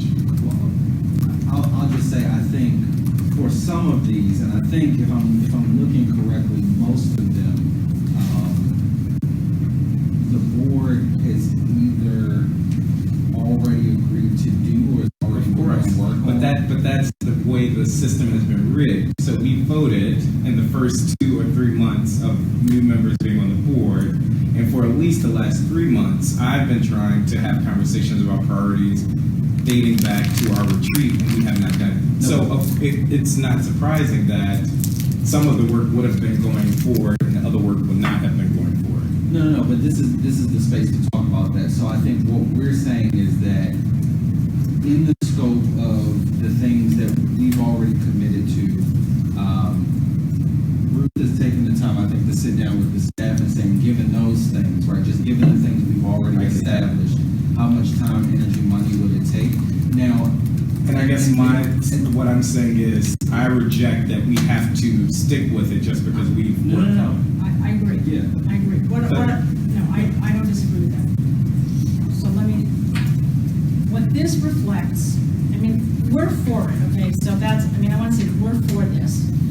Other people may or may not be for all of it or parts of it. But what we've tried to do is set it up in a way so that we can discuss it or other things. It also builds in some space for an additional proposal now, a couple of additional proposals in the fall.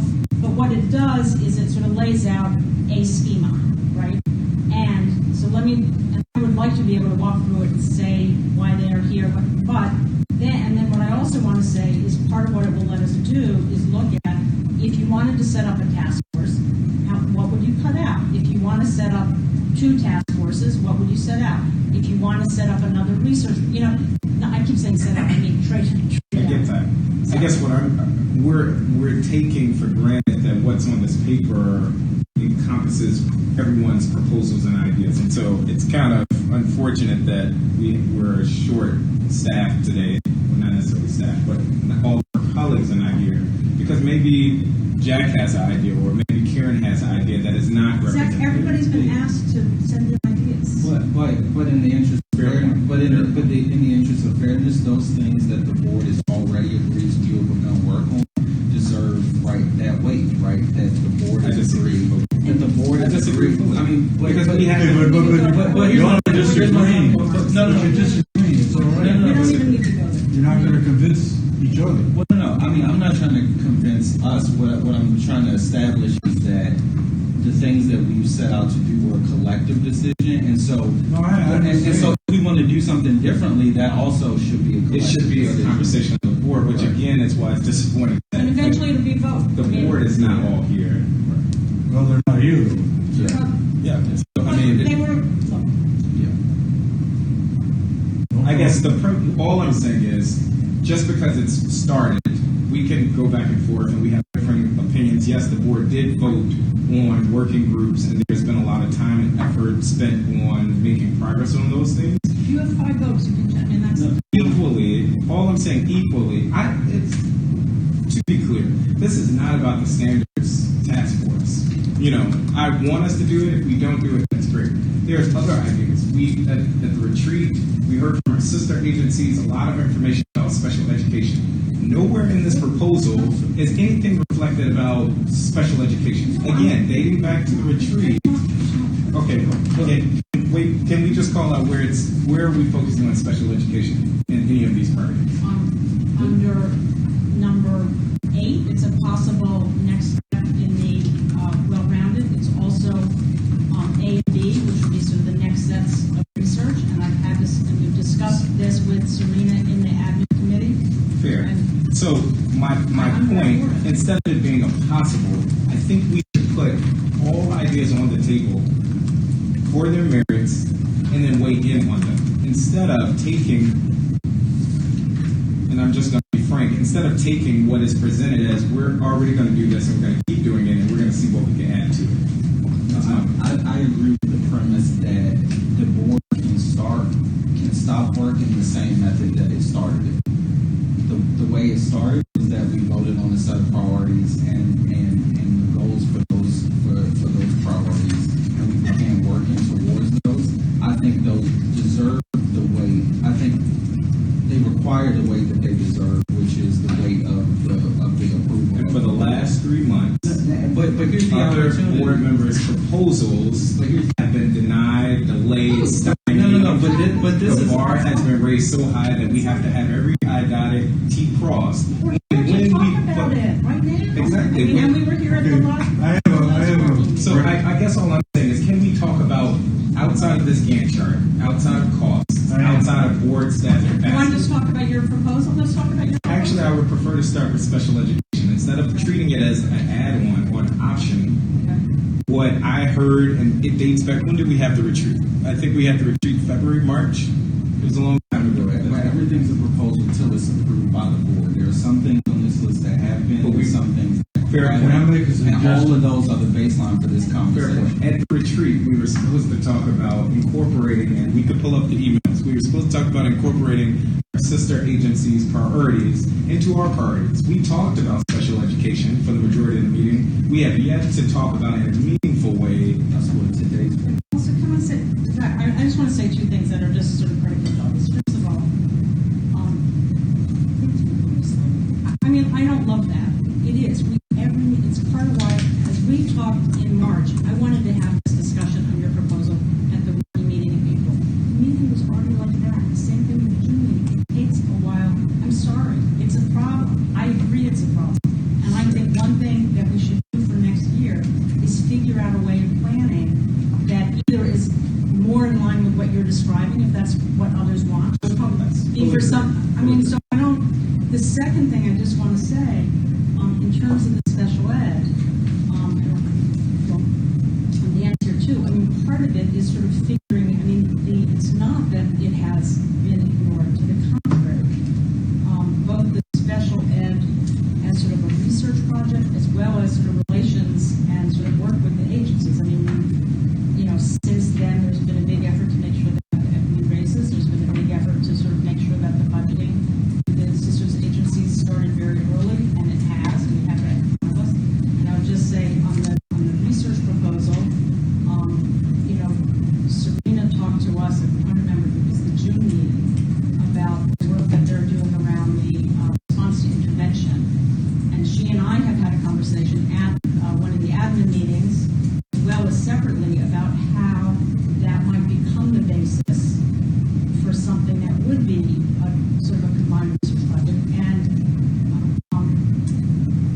there's a lot of interest. What I would also say is I think it would be fair to say, she doesn't want to go too far in that discussion until she has her results. And so it's not that there are things you can, but I have a suggestion. and I want to say one other thing, and then everybody else is, and one thing is, a lot of the projects that connect, that's also part of the problem. And yes, they developed in a connected way, and part of what I can see, and so I'm raising this as sort of planning for next time, is it takes a whole lot longer than I imagined to sort of have these issues sort of come through these groups and come through discussions and end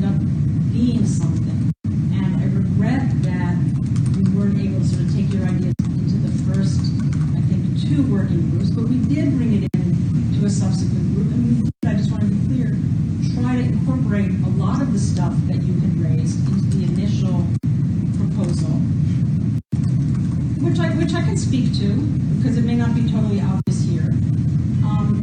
What we did in terms of trying to make the broader, the focus group in the survey work that originally was going to be solely focused on the equitable availability of social studies and science and art, to be broader, to include issues of standards, to include teacher perceptions of it, to include obstacles about it, to include issues around professional development. So we did incorporate as much as we could, given what we had. You're right, And we didn't throw it out. Who is we? The working group. Exactly, and that's and so I guess just to interject, I don't want to make this back and forth between Ruth and I. I'm happy for us to have a conversation. Look, I feel very strongly about the standards implementation task force, but I think that is symbolic of a bigger issue that I'm seeing, is that the board is bigger than the working groups. And whether it's me, whether it's Fraser, whether it's Jack, I think I just want all of our perspectives to be represented in the work of the board. I'm not by any means saying let's stop doing the work of the working groups. What I have felt and what I have gleaned from conversations and what I've seen take place is, no, we're going to keep doing what we're going to do at the working group because this is what we care about, and we're going to see where we fit in other board members' interests. There's one other thing I want to raise broader, and then I'll stay on it for a while. The reason the working groups came up initially was part of what I raised at the first retreat, and I think at the first working meeting, was we do not have enough time together. We do not have the time to talk in a big group about these issues. And I proposed, and I pushed really hard, to have an additional. I don't think that's No, I don't think that's true. I'm not saying we don't have a definitive yes. This is how we're going to do the work. This is how we're going to get access to teachers, their data, to be able to survey them. Actually, Unless that has changed. The working groups have This board comes to the last teacher retention. and our staff. Oh, so we got access to the data. No, we talked about how to get it. Well, we don't have access to the data, is my point. But I disagree. There are proposals for how we might get it or put out an all call. I think we've discussed some of that. My concern then is we've allocated, if I'm counting right,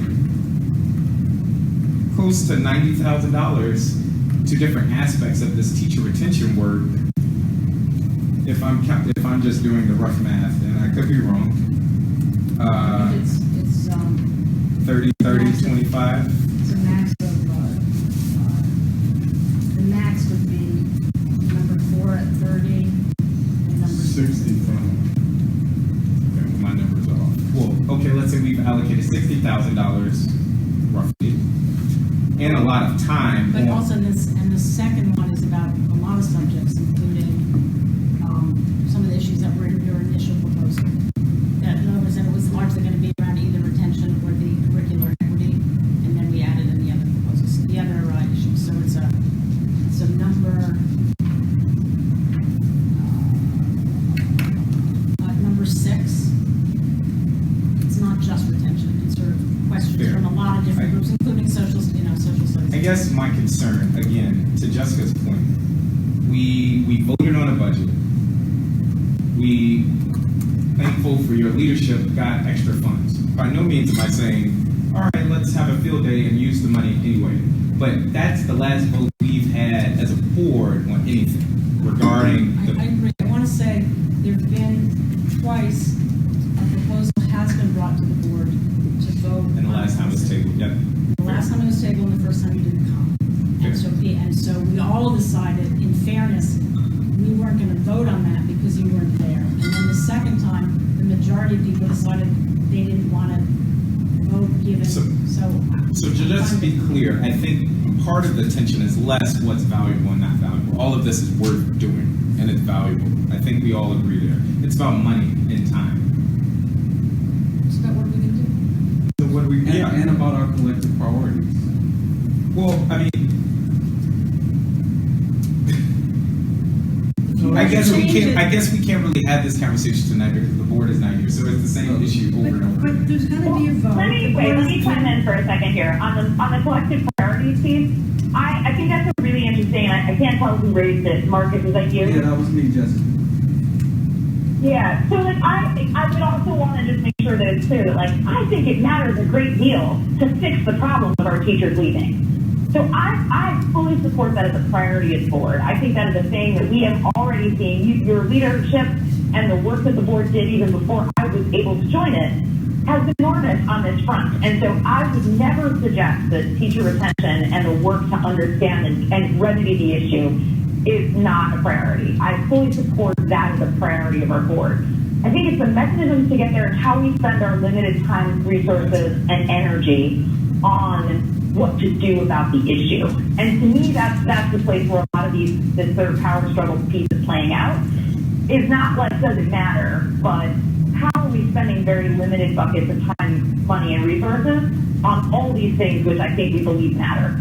Yeah, no, I agree. So when I say collective priorities, and maybe I should have said it differently, I'll say our established priorities. I think it's probably the best characterization. And to that second point, I think you're right? We chose, the board voted to establish these focuses, these buckets of like work, these categories to focus on. The methods by which we do it are what we're discussing today and what we hope to vote on moving forward. So I think you're right. The methods have not been established. Do we believe, and was it the consensus in working groups, and maybe not everybody, but was it at least a majority in those working groups that said that these were the best methods moving forward? Yes, that is now for the board collectively to decide, given, I think, what the working groups have done, right? What, Ruth has done, what Emily has done, what you've done in these working groups. I think now we have to balance the work you've done against what we think is the best thing moving forward. And that's for all of us. So yes, the methods are up for discussion, right? But the categories that we chose to focus on months ago are currently established by the board through a vote. That's all I wanted to clarify. So I agree. The methods are for sure up for discussion. So to just be concrete, I'm going to throw ideas out there. For one research project, I would like the board to do work around special education. I think that's something that should be top of mind for all of us in all aspects of the areas of the city. It's something that our sister agencies have talked about at length, and I don't think we've given enough effort. So can we adopt that number A to be released in September 2020 with the statement of work figured out in May and June as it is on here? Okay, so here's another concern, and again, I could just be new. I have pause about voting for things all the way until October of next year. Looking at this timeline, it seems like we're monopolizing this year, and we're already deciding everything that's going to happen next year. Maybe that's normal. I don't know. Well, I will say, taking on all this research, we weren't budgeted until March. We've had some conversations. So, to that point, now we're trying to adopt it and get it done. And to that point, I would prioritize, above all other research, something connected that we can all agree on related to special education. So can I just say, I've had a conversation with Serena. Serena is not comfortable talking about a research project around special ed, at least around what her priority is, until she gets back the results from her stuff, which will be in October. So the ability to have a project on that, we could move it up a little bit, we can't move it up a lot, it's not ready to go. Unless you want October of 2019. Yes, is the point at which there would be some initial data to begin some conversations to figure out what we would do, and then you go through a process of sort of writing a statement of work, and then you put it out for award, right. And then so if you I move it up a little, I think you can move it up. And there's more time between now and the public meeting to talk to her about that and explore that possibility. I think that's makes sense. But so essentially, that can be talked about. But I think to your point around sequencing and I think planning our work, this pretty much just takes us through the next fiscal year, right? We've already voted on the budget for the next fiscal year. I have real concerns about it, but maybe I'm the only one, so that's not that big of a deal. But I do think, just given the significance of special education, it would make sense if she's going to have an October, maybe in October 19 of this year, we can begin doing some research. And if I don't even know the conversations you're having with her or how robust that would be. So it could be a minor conversation. But if it's worth exploring for something next year, then I say we just give everybody time to talk to her between now and the vote. Just so. Fair, yeah. Something else I see on here, I don't know if Jessica, you all have had conversations about the starting of the social studies task force, but there a concern. So a little bit about what I sent. I was just going to say that a concern I've heard is about capacity. So I just wanted to call out that in the documents that I shared, the task force, which I only suggested meet 3 or 4 times, I believe, that wouldn't start until late 2019, but there would be some sense of overlap based on what I originally read in Jessica's proposal, which is different here. I don't know if that's been changed, but I just want to put that out as well. Well, in terms of the task force, this is the one other thing I meant to say, is, so I think in Jessica's proposal, the social studies task force began this January. I feel strongly, as I said at the last working meeting, about not convening a task force, which I think would be very big in social studies until we have staff. And what I would prefer to do, and that's what's in this proposal from Marcus and me, is to put in place sort of some kind of excitement building, attention building, events / research starting early, starting in January, but not actually convene the task force until January 2021, when hopefully we would have full-time staff, and that would still give the board, the task force, 2 full years to conduct its business in order to have a social studies proposal out by fall of 2024, which was Jessica's proposal. So that's, that's... So let me start with three things that I want to make sure. One is I sent an email this morning with a couple of suggested changes, and I don't know if folks saw it, so I'm happy to talk more about that in a second. 2 is I think you're also highlighting a complication of what I think is a really noble effort at how we plan this work, which is sometimes we don't know what we don't know until we know it. And that is simply not possible to do on the kind of timeline for what we're talking about in terms of this budgeting and voting and all of those things. So I got on the board in January. We had a retreat. I talked about social studies. We established our working groups. After the first working group meeting, I came back with a plan. So I'm doing my level best with our time and our processes to get folks the information as quickly as I can. This past week, I had the chance to talk with folks from 2 different states. I met a 3rd person at the conference in Vegas that I'm going to talk with, so I'll have information from Michigan, Colorado, and Massachusetts to share with all of you. They're all documents in a Google folder that I can share. It's all accessible to folks with DC.gov addresses. On what I'm learning about the processes different states took. And so here's what I've learned so far. I've learned that in most states, they had 2 different bodies that did work. They had an advisory group whose job it was to be the questioner. What are you doing? How was the process decided? To give feedback on the standard. Often these folks were of a more senior level of stakeholder. So they were folks that would be important in the leadership of different LEAs. They might be folks who were from different interest groups who had an interest in the standard. So for different states, this was the NAACP and the Council of ESSA, and it was folks from the Bill of Rights Institute, and it was folks who had a special interest in the studies, in the subject of the social studies. Then they had a writing group, and that was separate and different. So our concept of task force doesn't really take into account sort of this structure, this notion of having 2 different groups. And so the notion of staffing a person who would focus on standards might help that, because that person could manage both hands. But I don't know enough yet to really tell you what I think this looks like. And I don't feel good about making a proposal more formally than I have without having that information. That said, what I do feel really strongly about, and I've tried to explain this to Ruth in our one-on-one conversations as often as I can, is that if we are talking about a process about social studies now, and we've talked about it at our public meeting, when we had 2 teachers testify that they were excited about the work of the contemplation of review and revision of the standards, if we're going to capitalize on the work that the DC Social Studies group has done, their survey they put out and the results they got back, if we're going to keep momentum going, didn't start any sort of formal process until October 2020, puts us now at 15 months away. And that's a ton of time to lose momentum. So my push has not been over, I think we have capacity to run a full-scale task force. I'm not taking issue with that.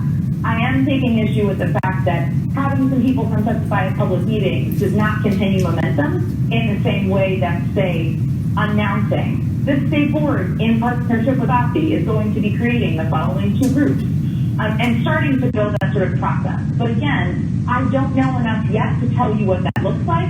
What I do feel strongly about is that waiting until October 2020 is wrong, and starting some sort of formal process in which OPTI and the board work together to begin rolling out our work, I do believe should happen in the first quarter of 2020. I may be voted down on that, but I will not change my position. Jessica, can I ask you a question? The two groups that you were talking about, were they funded? Yep. Do you know how much? No. The teachers who were writing might have been paid stipends, and that varies from state to state.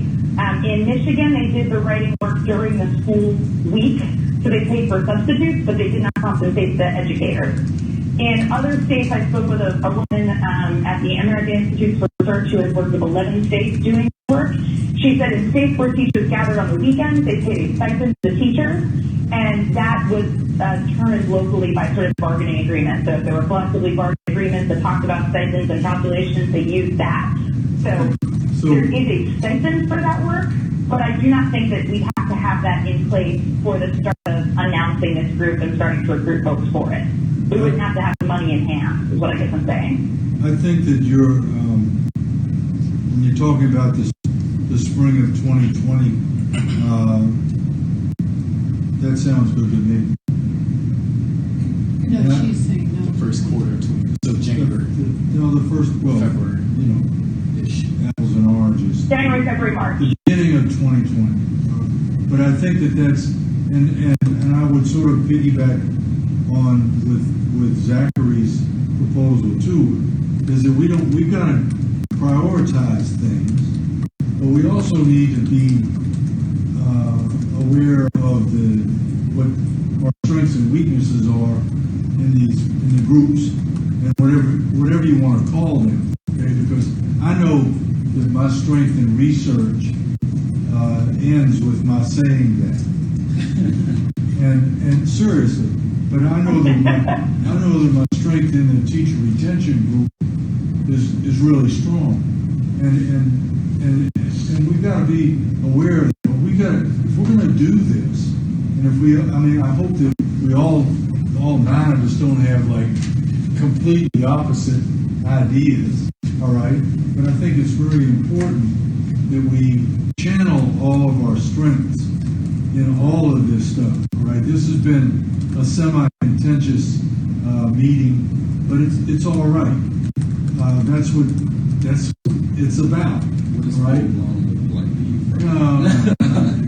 then there are blows thrown. But what we have to understand is we're not going to get anything done if we don't work together. We're also not going to get anything done if we don't decide what we're doing. Just to that point, so I have a if I question could for Jessica, actually.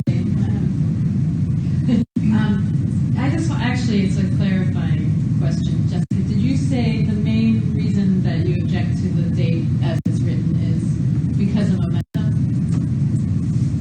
Were there other reasons too? Correct. So in terms of whether or not okay. But I mean, just to follow up question, and Emily, that I think our context for what a task force looks like is only partially helpful in what I think the social studies work will look like. So I had used the term task force in my proposal when I shared it with all of you before I had the chance to talk with other states. And now having heard what they said, I would say, gosh, I actually don't think we need a task force in the way that we had an ESSA task force or the way we had a grad requirements task force. I think we need something a little different. I'm still not quite sure how I would describe it, and I'm not ready to make a suggestion yet because I still have a couple more conversations to have. But so I also think it's hard to conceptualize telling you a thing and saying, because of the capacity for this thing, I think you're right that we need to wait to October 2020, because I can't possibly conceive of something that we're going to construe that is so large that even starting it, even naming people, have to wait until October. And in Ruth and Marcus's proposal, it actually doesn't just start in October. We name people in October, and we don't actually meet until January 2021. So now we're talking more like it's more than 15 months. It's far, far in the future that we would even get these people together for a first meeting. So Jessica, what and about? I think that's a huge loss of momentum. So what? Okay, well, Marcus has a question, and then I have a sort of an option. Yeah. So Jessica, and I'm not asking it as any type of qualifier for its inclusion, but how? And maybe it's in your plan, and I don't have it in front of me, and I apologize. But how long do you think, in your mind, in terms of ballpark, do you think you have a concept of kind of the depth and breadth of this, like what it would look like? If you started in January. Right. So like if we were working towards for instance, January start, when do you think the board would be able to kind of review a plan of what this group would look like, kind of what their scope of work would be, et cetera, et cetera? Well, so I don't think we get to scope of work until we talk with OPSI. So here's my understanding, is that while we are going to try and push this process with OPSI, it is going to be OPSI who is going to have a significant role in leading the work of the standards review and revision. And I say that again based on my conversations with other states. In every state I spoke with, the State Department of Ed led the work. When I spoke with Senna Young last week about this work, she also agreed that on something like the social studies standards, while OPSI was excited to work in partnership with the board, they believed they also needed to build capacity on their teaching and learning team to do this standards-based work. They have not had a social studies person. They do not currently have a science person. They are interested in building that capacity. But again, this is their conversations about budget. So I think what I wrote in the email, and I don't have it in front of me at the moment because I have to go here in a second to evening event.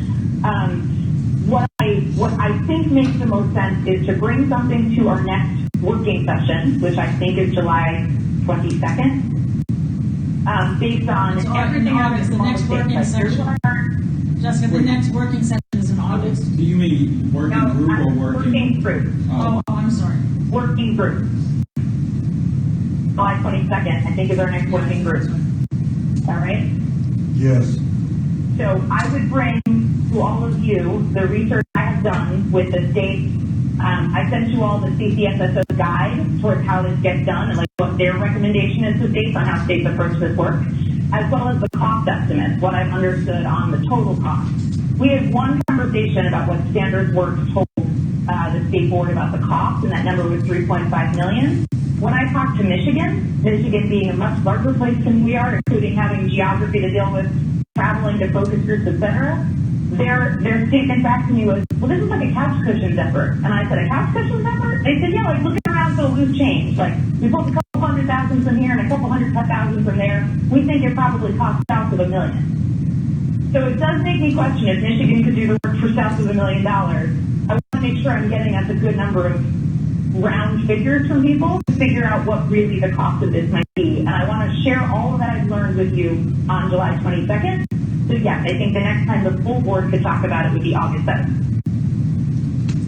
I don't think I'd have a scope of work, Marcus, on like, here are the 17 things I think this group would do in the dates certain by when, but I do think I'd have a sense of like, this is what this group is. Like I said, I really texted them out to you in my email earlier today, and I think we could flesh it out a little further, but I don't think I'd get much farther than that before the board next event on August 7th.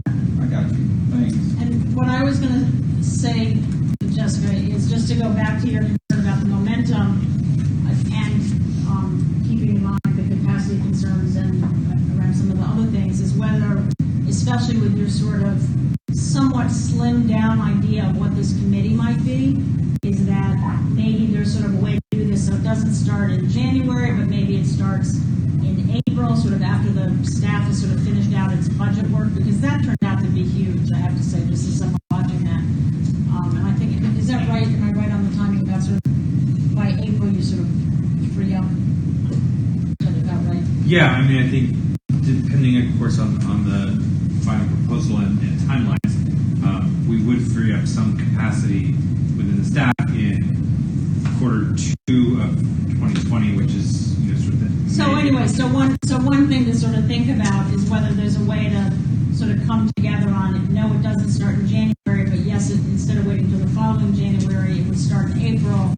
But, and I think this is consistent with what you said, but it would be at sort of a level less than what we think of as like an ESSA task force, and sort of figure out how that can live with all. Yeah, I think it's going to be considerably less a level than the ESSA task force, but certainly in the first quarter period. I think the other thing I would question, Ruth, is just from a board work standpoint, and John Paul, this is also maybe a question for you and the staff. Is this to suggest that at our current staffing levels, we would not undertake any major projects in quarter 1 because of the budgeting process? Like, are we trying to set a precedent that the rhythm of the work of the board is that at current staffing levels, we do not have staff undertake major cross-project work in the first quarter, and so all work should be bucketed from quarter 2 to quarter 4? Or is there something else that's taking place in quarter 1 beyond basic budgeting, et cetera, that is thus preventing us from moving any new projects into quarter 1? I think the question is more that under the current proposal, a lot of things would be coming to an end at the end of quarter 1, 2020, and so that frees up space in quarter 2. But also in response, Jessica, and I'm looking at John Paul while I say this, my sense from John Paul was very explicitly that the sort of that December, January, February, March, there's performance oversight hearings, there's budget hearings, there is sort of a whole extra layer of staff work that doesn't present itself in other quarters. I think that's correct. That is also true.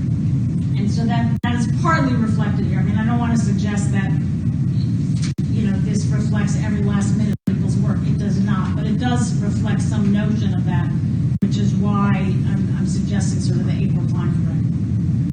Can I also ask? No, I think that makes good sense, but I also think it sets a precedent that then suggests that at current staffing levels, we as a board should be thinking about things that don't begin in the first quarter. Well, I mean, what I would say is I think that would depend on how other things got staffed out. I will say this, and I think this is something the board has to think of going forward, is, with the big push we're trying to make on research, that was new. And the staff has really been working very diligently to try to understand this process. It's a whole contracting out process and a RFP process that I think everybody is sort of getting their legs on because the board hasn't done it at this level before. And I think partly everybody's going to be better at it, when we get to the second, third time we do it, and faster. But I think it does suggest that, and the other thing that we learned, or I learned anyway, is you have to finish up your budget money by September 30th. So, you don't really want to be starting things too late in the year because they have to be done by September.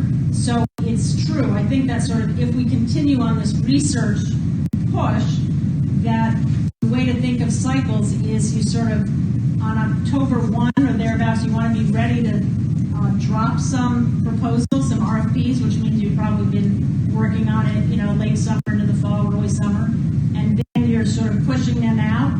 You're getting back your results somewhere between sort of the spring and then next September. And so, in other words, the time for writing, anyway, that was good because I feel like. No, I think that's a really good point in terms of just the way that the budget process works.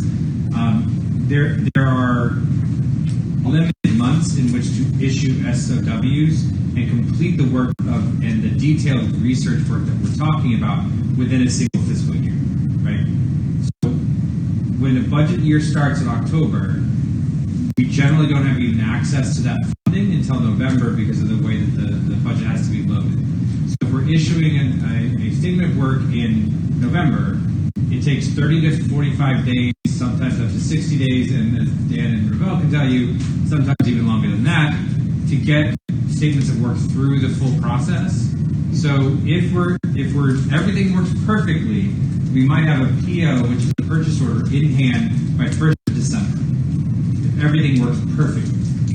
So that means we have from December 1st to around the 1st of September as the work time, right? So that only gives us really 8 months to do research, regardless of when, like, if everything worked perfectly from day one of the fiscal year. So it's a challenging time for us to do all of these types of things because there are other things that come in, and in the administrative side, like Ruth was saying earlier, the time from sort of December to April to May is very busy for the administrative folks in the office, like me, Lenita, and Roma, because we're dealing with a lot of the financial parts of putting the budget together. So that takes away some of that capacity that we were talking about earlier.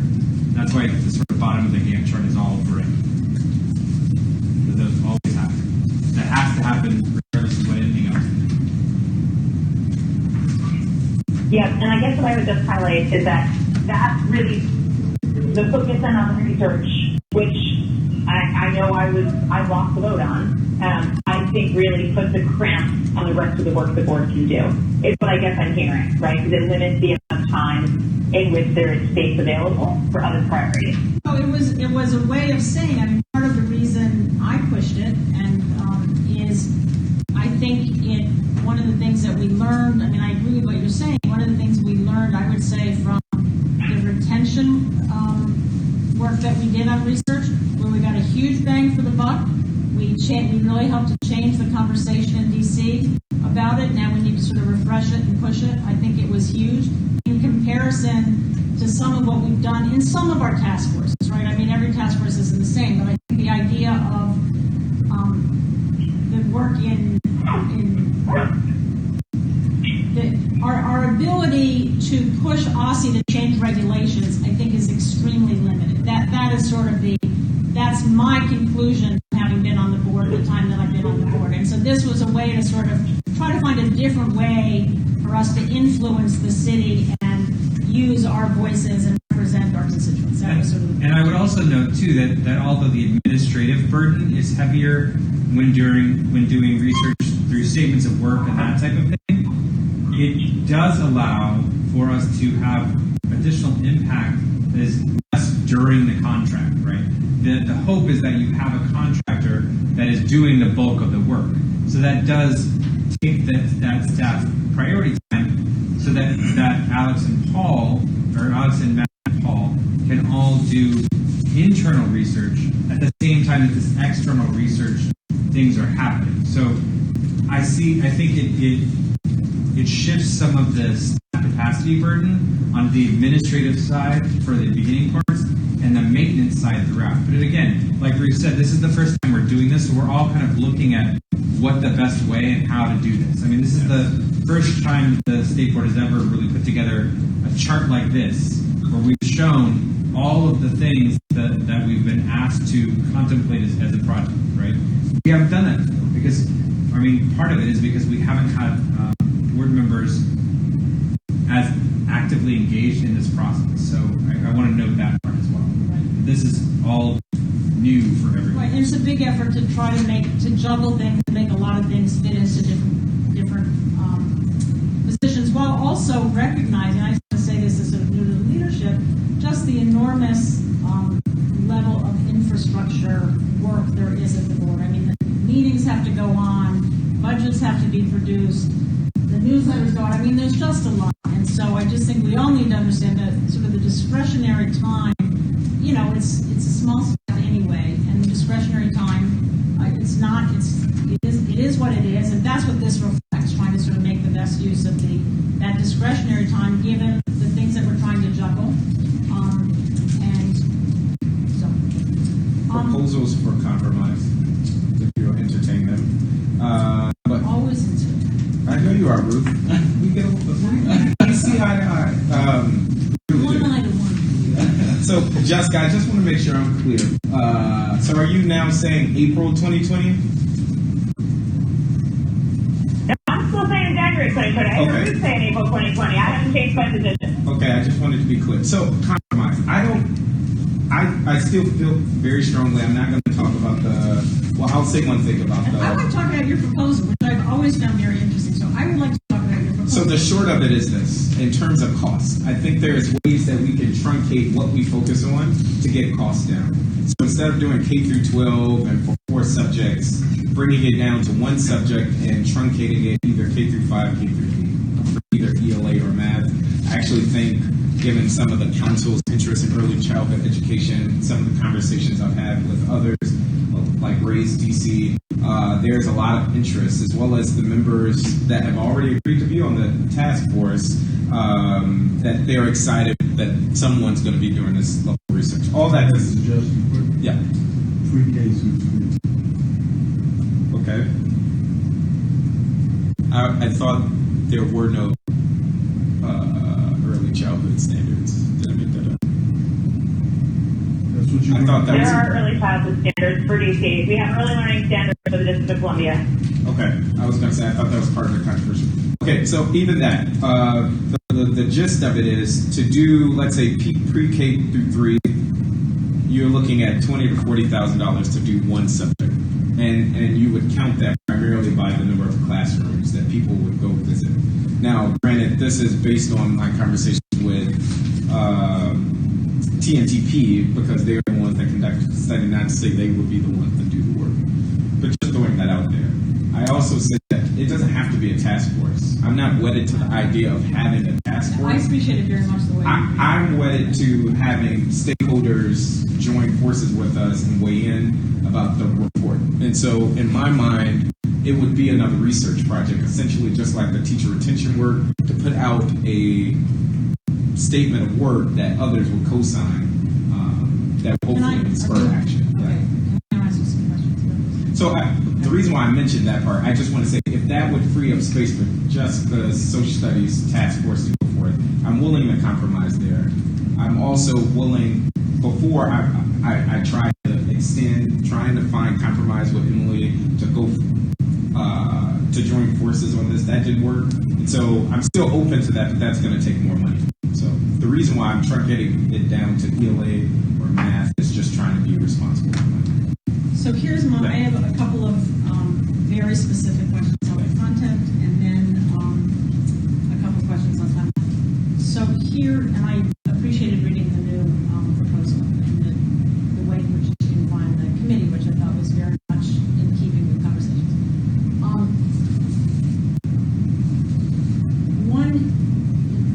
Part of what you laid out in terms of the concept and the staffing of the money is that there's going to be visits to, I think it's 50 to 100 classrooms. For basically 1 course per teacher. So it's basically 1 teacher, 1 hour. 100 classrooms, 100 teachers. 1 hour. So It doesn't necessarily have to be 1 hour. what said 1 course? Yeah. So great question. So when you see the range for the cost, there's 2 ways to investigate. So you'll see drivers for cost at the bottom. There are 4 things: grade appropriate assignment, strong instruction, deep engagement, teacher high expectations. I propose we only investigate those first 2, grade appropriate assignments and strong instruction, because that's in our purview, versus getting into the realm of trying to make judgments about teachers' expectations and You're engagement. talking about standards. Yes, the first 2. So there's 2 ways that they would analyze that. Grade appropriate assignment can be done all virtual, actually. And that they would set up coordinators at schools, and that is the least expensive thing. So to do 100 classrooms would be $20,000.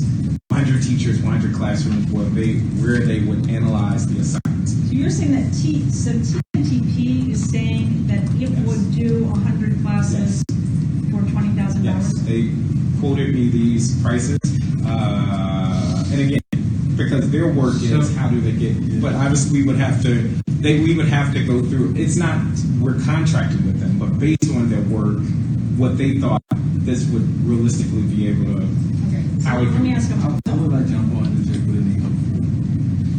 So in terms terms of the process moving forward. Yeah, I'm very clear on the front. Yeah, let's not talk about specific potential vendors, and let's not have those conversations with them without me being part of that, because there are potential violations.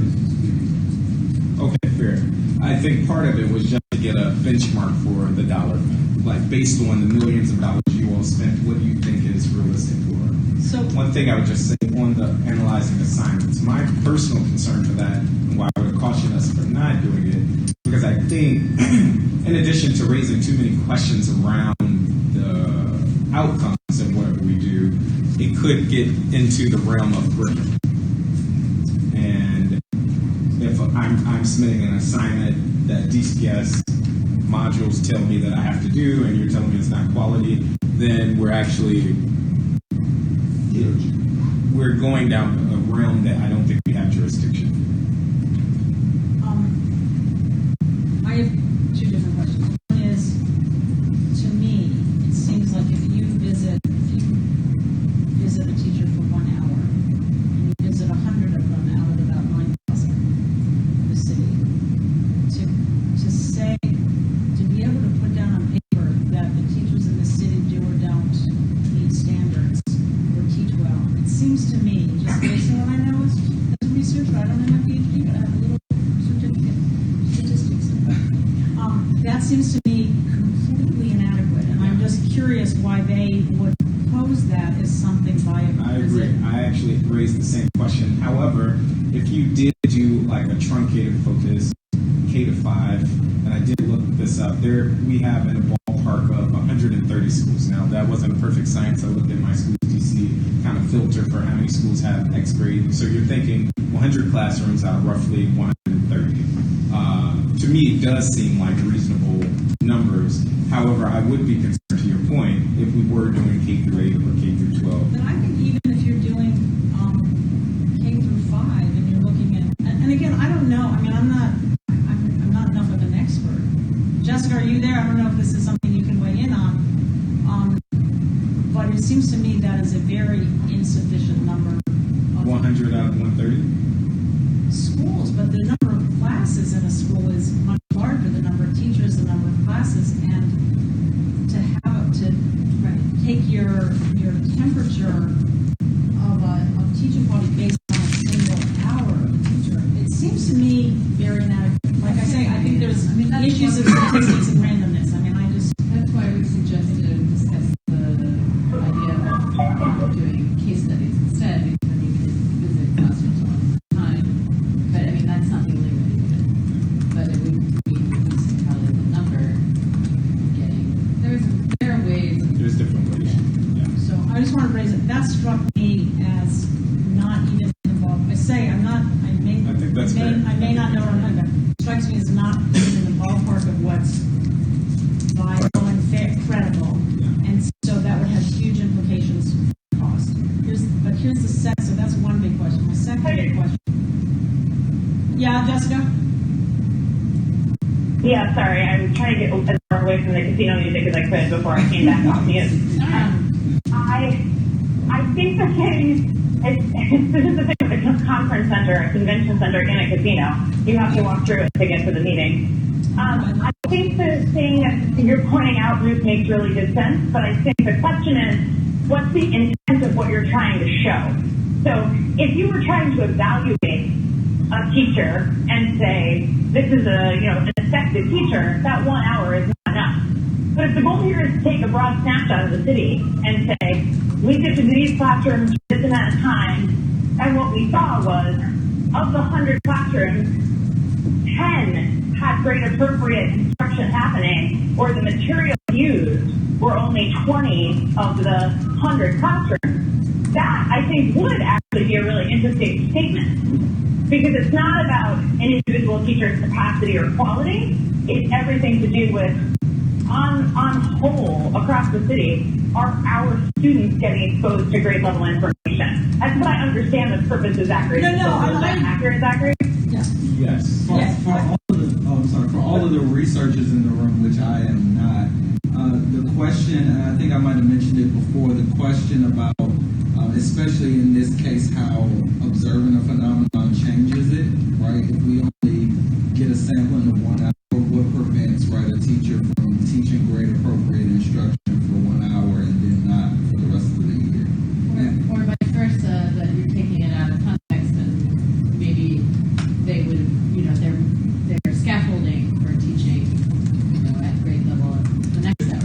just, I mean, I guess my concern would be that if you did it that way, you're leaving yourself open for that criticism, I think. Which I think is fair. And I think that's the question, is even to what you're saying, Jessica, and I agree that's the purpose, it's not to have a credible evaluation of a single teacher. My question is just, if you have 100 hours, does that give you a credible way of making some general statement about, you know, the rigor and quality of the teaching in the city?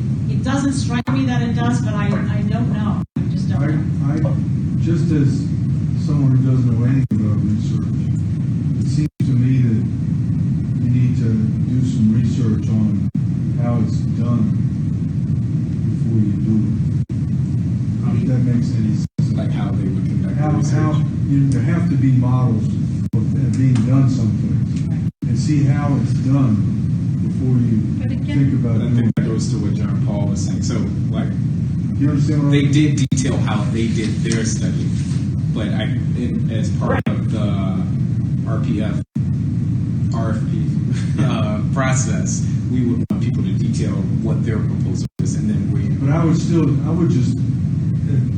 would want to see, because I don't know anything about it, I would want to see how it's done, because it's been done. Yeah, so the gist of it is they have observers go in classrooms, they make a judgment of what the grade level expectation is. All There's teachers, a bunch of stuff in what he sent out this and all teachers have to, Oh, okay. as part of, That's not this. there were other templates that just shows Zach sent something the out. protocols. Oh, One thing that I'd note as well is we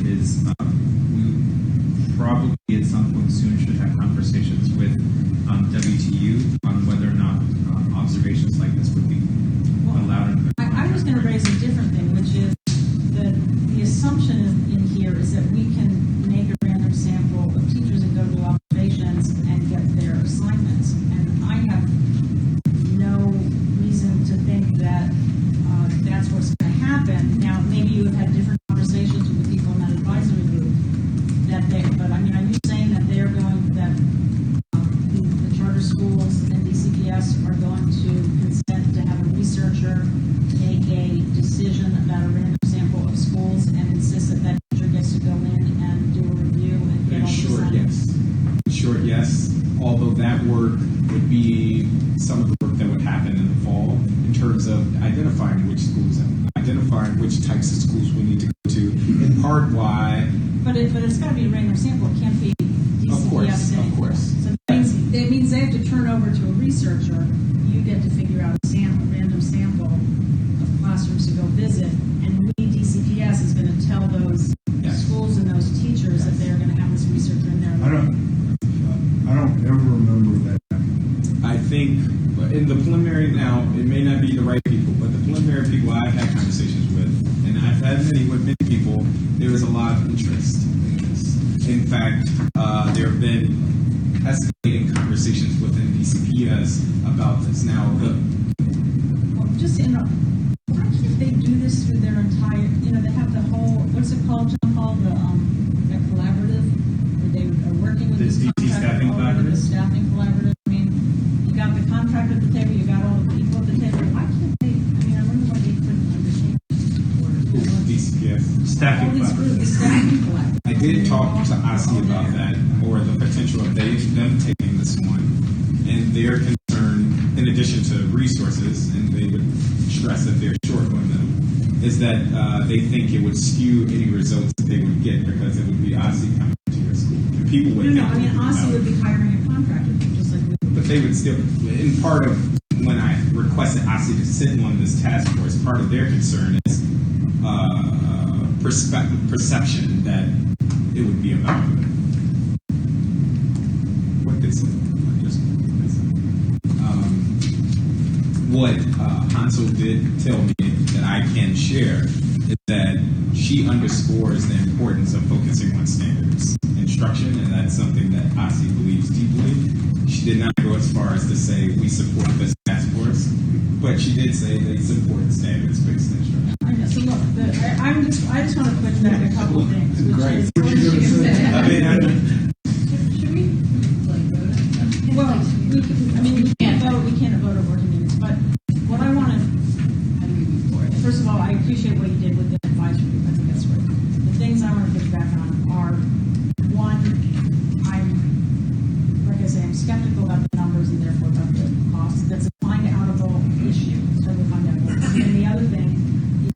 seriously, I would really like to, I think, get a commitment from these agencies that they are willing to do this. And there's anything that they're not doing with us. So if they're truly interested in doing The that, names you see here, I've gotten verbal commitments from, that they will, or appoint someone.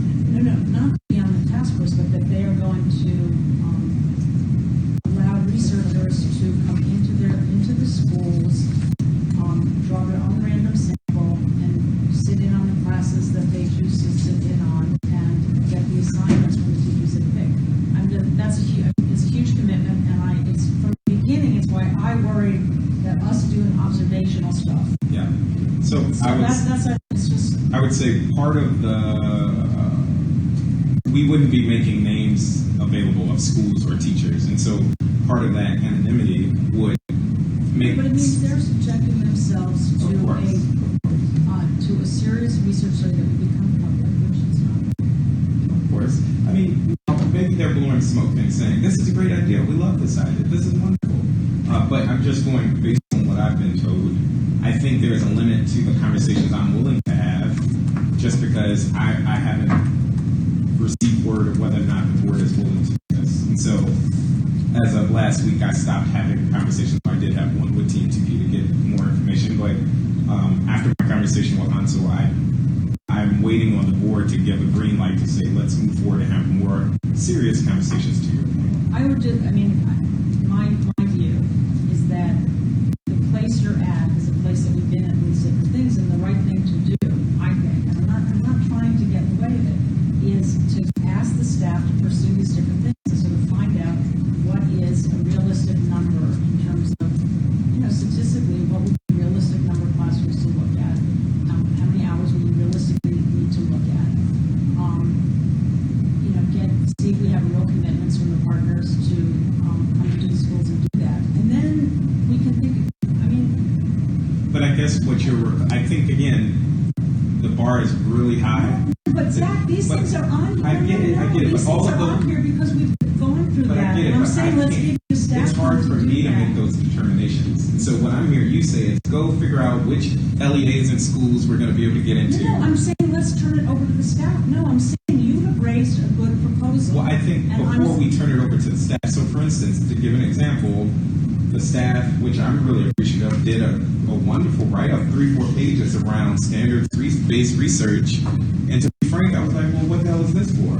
What's the point of this? And so when I'm thinking of like a good use of staff time, it was very nice, but I'm not sure if that added to the conversation. So before we give the staff more to do, I would say I would want the board to commit to actually doing it or voting. But I don't think the board, see what I'm saying is I don't think the board can commit to doing it with these huge questions.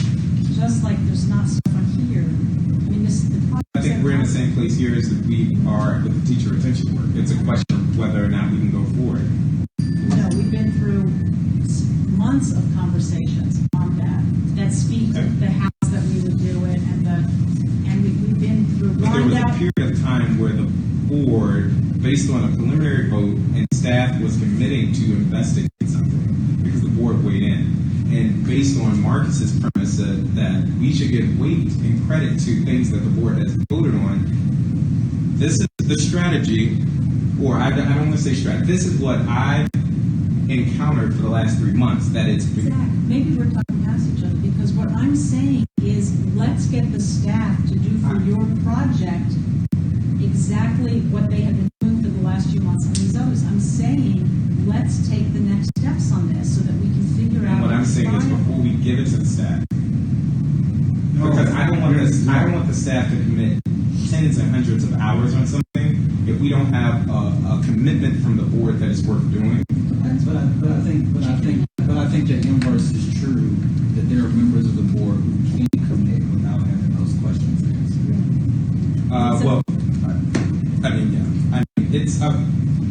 I would say. I think that the conversation that we've had in the last half an hour has given you information that you need to find out so that when we next talk about it, it'll be in our hands. I don't think it has anything to do with ranking. I think the board should commit to it being worth doing. And if we get to a point where point the OSCE, DCPS, and or individual LEAs say no, then we address that at that point. But I think the board should say this is something worth us doing, and this idea that we're going to keep raising questions, and when those are answered, we're going to raise more questions. We're going to just keep it. That's what it feels like. We're kicking the can down the road. That's what you feel. Well, that's Okay, but I don't feel that. I feel that you got to define it, and we've asked some legitimate questions. And I think those are very valid questions. So, Yes. so find the answers and then come back with what. But just like every other member of the board, I think you have the right to compel your colleagues to vote. I just don't know if And they you're were gonna ready get to the- vote, but I just don't know if you're gonna get the because desired our outcome. colleagues wanted a sense of compromise, it was decided to table everything because they want us to come to a compromise because they don't want it to be a 5-4 vote. But So Do you have a compromise to propose?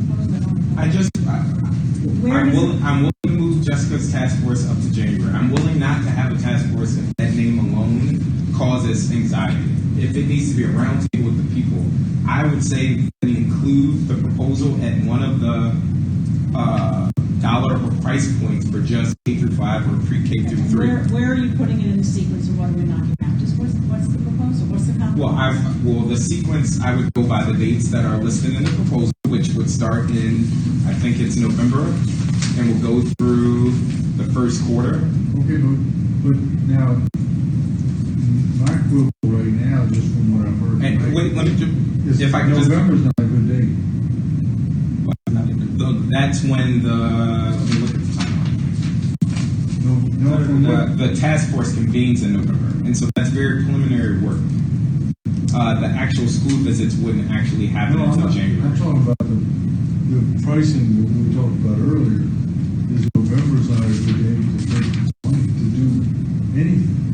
It should be waiting until after December. Okay, well then we can do it in January. No. I mean, the money becomes available in November. That's the work to. But I still need to hear some of the answers for those basic questions. And I think those are fair, and I would say I'm not willing to do any more work on this until I have a commitment from the board that you all are willing to do it. Because I've invested many conversations with you, Ruth, you, Emily, I've invested many conversations with stakeholders around the city. People are following up with me to say, well, what's the status? Well, hell, I don't know. Last 3 months, I don't I know. agree, which is why I want to take it off of your lap and allow the.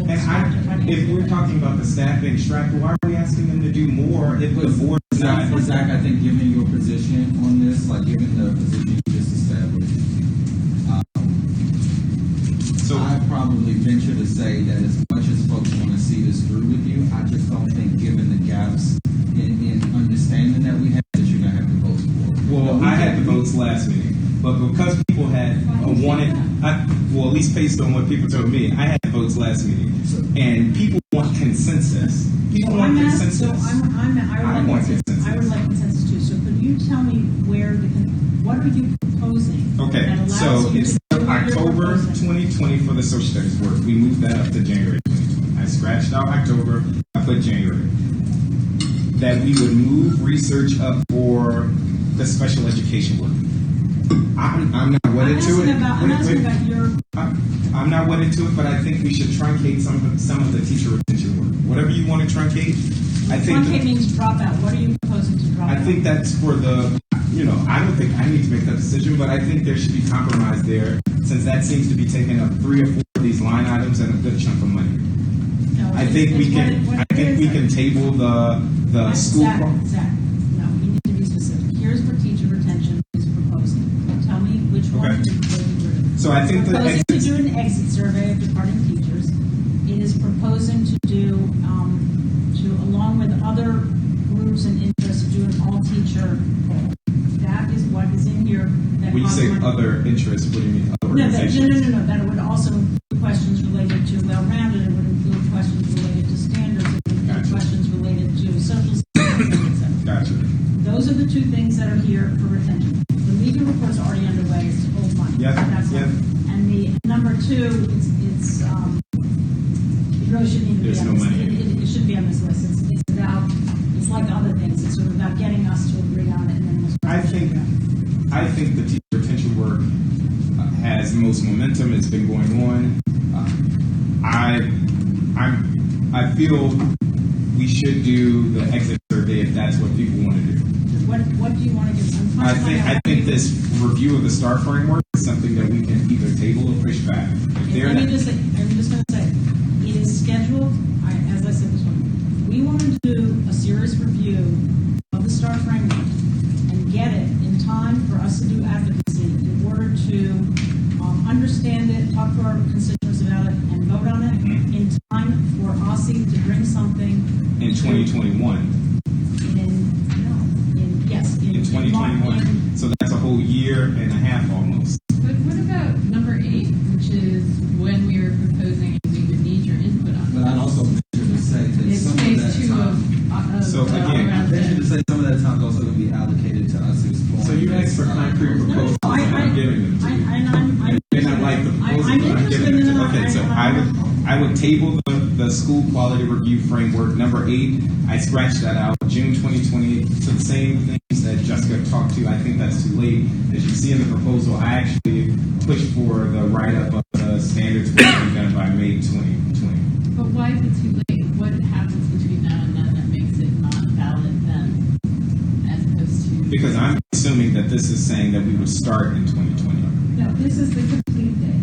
The due release date, that's the completion date. Oh, well, yeah. Well, the June or May, June 2020 for this For what? for the standards work. Is that what I'm reading?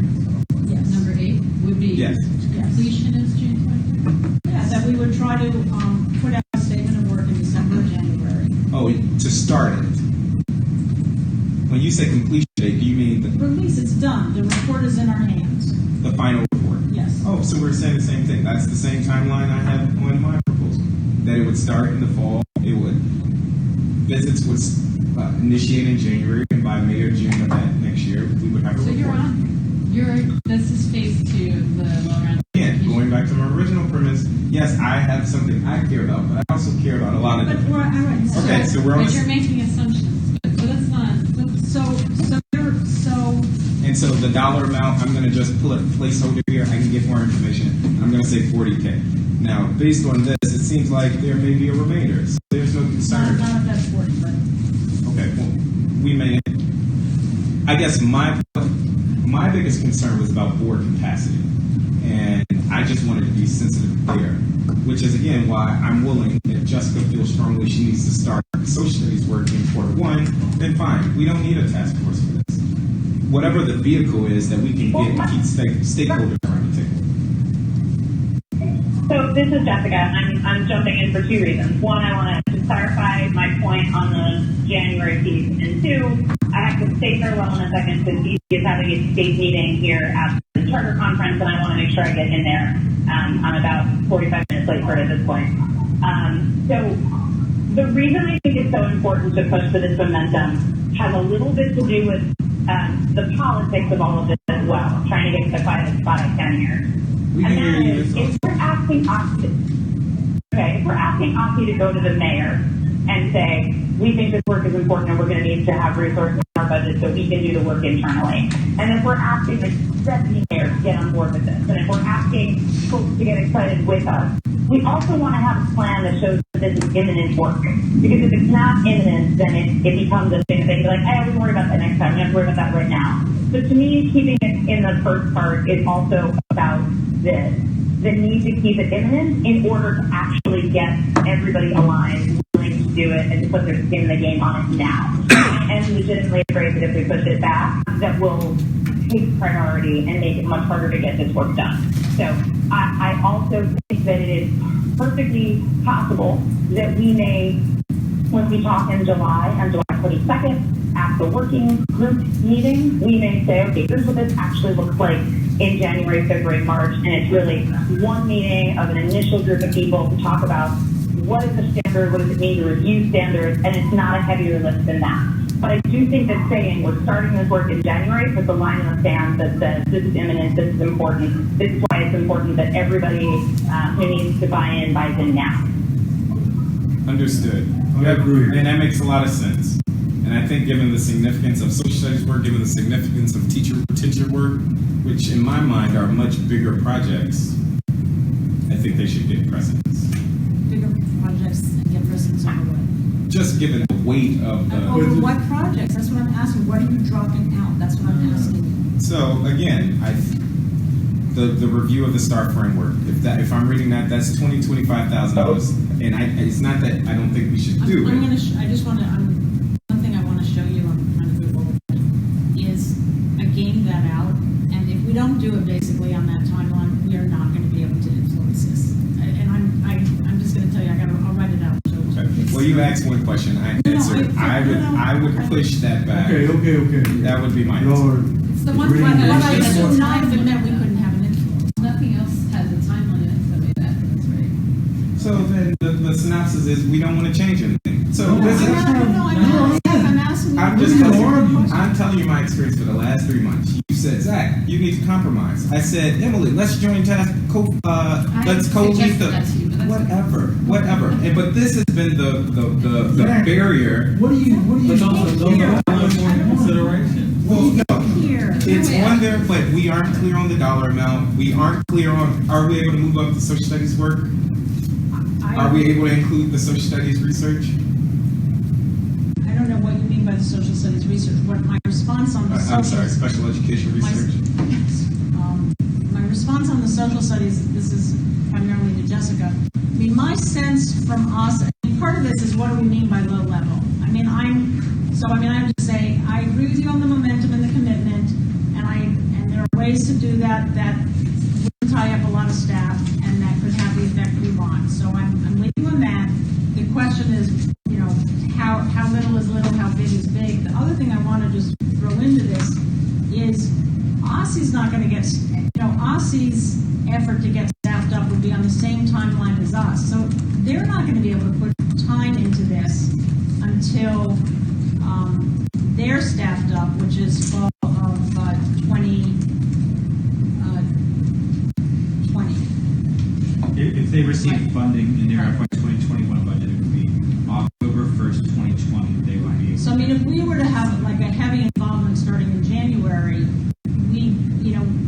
they wouldn't be in a position to really partner with us. Is my sense from them. I think what Jessica said, and she can speak for herself, is that it wouldn't be a formal task force necessarily, but a formal convening of people. And so, again, I just want to make sure everyone's perspectives are represented.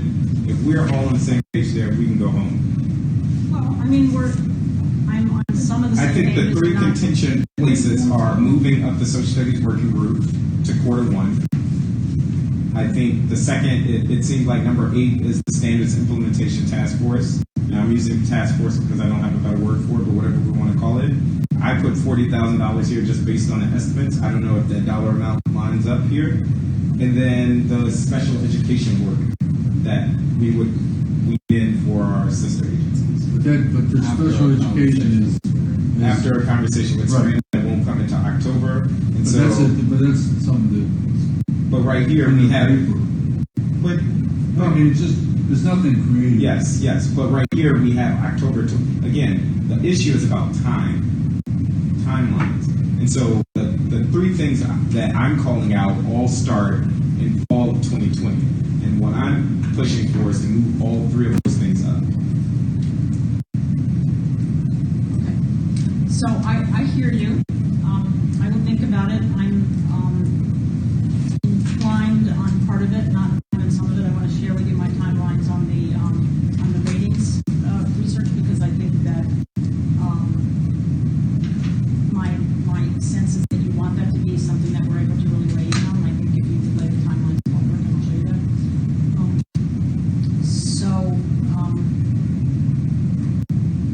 So anyway, I will consider, so far as this is a resolution for me and Marcus, to take some of this into account. I want to continue talking to Jessica about how how we might define or quantify the social studies. I mean, I'm convinced to move it up from, waiting until we have a full staff person. I'm very leery of starting it in January. I'd be more interested, and as I say, after the budget stuff is done, more like in April, I'd be sort of more open to. But it's something that I would think about. So with that, I'm prepared to end this meeting, and we can all And go your back. thoughts, I just would love, just on the record, your thoughts about the timing of the standard standards task force. And I'm even like, I know that's a lot to do in the fall with this research, so if we do want to push back, I just want to make sure that they feel like their voices are incorporated in our work before 2020. I mean, September 2020. You're looking at number 8. Yes, that's this. I guess I'm asking about timeline there. And But then you're saying that's an okay time. You're not. Oh, yes, for completion. I'm sorry. Yes. Okay, when I saw that date, I thought you were saying to start in June 2020. So, based on that June 2020 date, is it safe to assume that we would adopt roughly the timeline that I put in the proposal? Roughly. I would have to go back and look at it. Okay. But what I would say is, if we did this, right, and let me just say what's been true, if we had put this together in March, right, and we put down all the things we're working on, some things have gone up, right? Yeah. I mean, right, so And we may run into a dead end. well, that's what I'm saying, I just want to be clear. I mean, if we put it in, that we would Yes. push it, and then we have these things that we have to clarify. I would not be for like making a big announcement about it. I would be for like, let's push this through, let's see what we have, it's on the plan, let's see if we can make it work. Agreed. And I don't, you know, and just again, just to be, you know, sort of fair about it, but realistic about it, is, you know, my experience with the things we've been working on is that some of them blow up, some of them take longer. I feel like we're all getting our feet on the ground a bit more, so maybe there'll be less of that. But, you know, and that's going to happen. These other ones that feel fairly comfortable on the timelines and numbers because we've gained them out, not 100%, but substantially. And here we haven't. So I just want to, I don't want to be pretend. I mean, we got to, but it was a serious effort to. And let's keep ironing in the next meeting. And if there's any answers to those questions, I just don't want to waste my time, nor the No, staff. I agree. That's why I want to move to another. So, question on timeline: are you thinking to bring a proposal to the board meeting in July?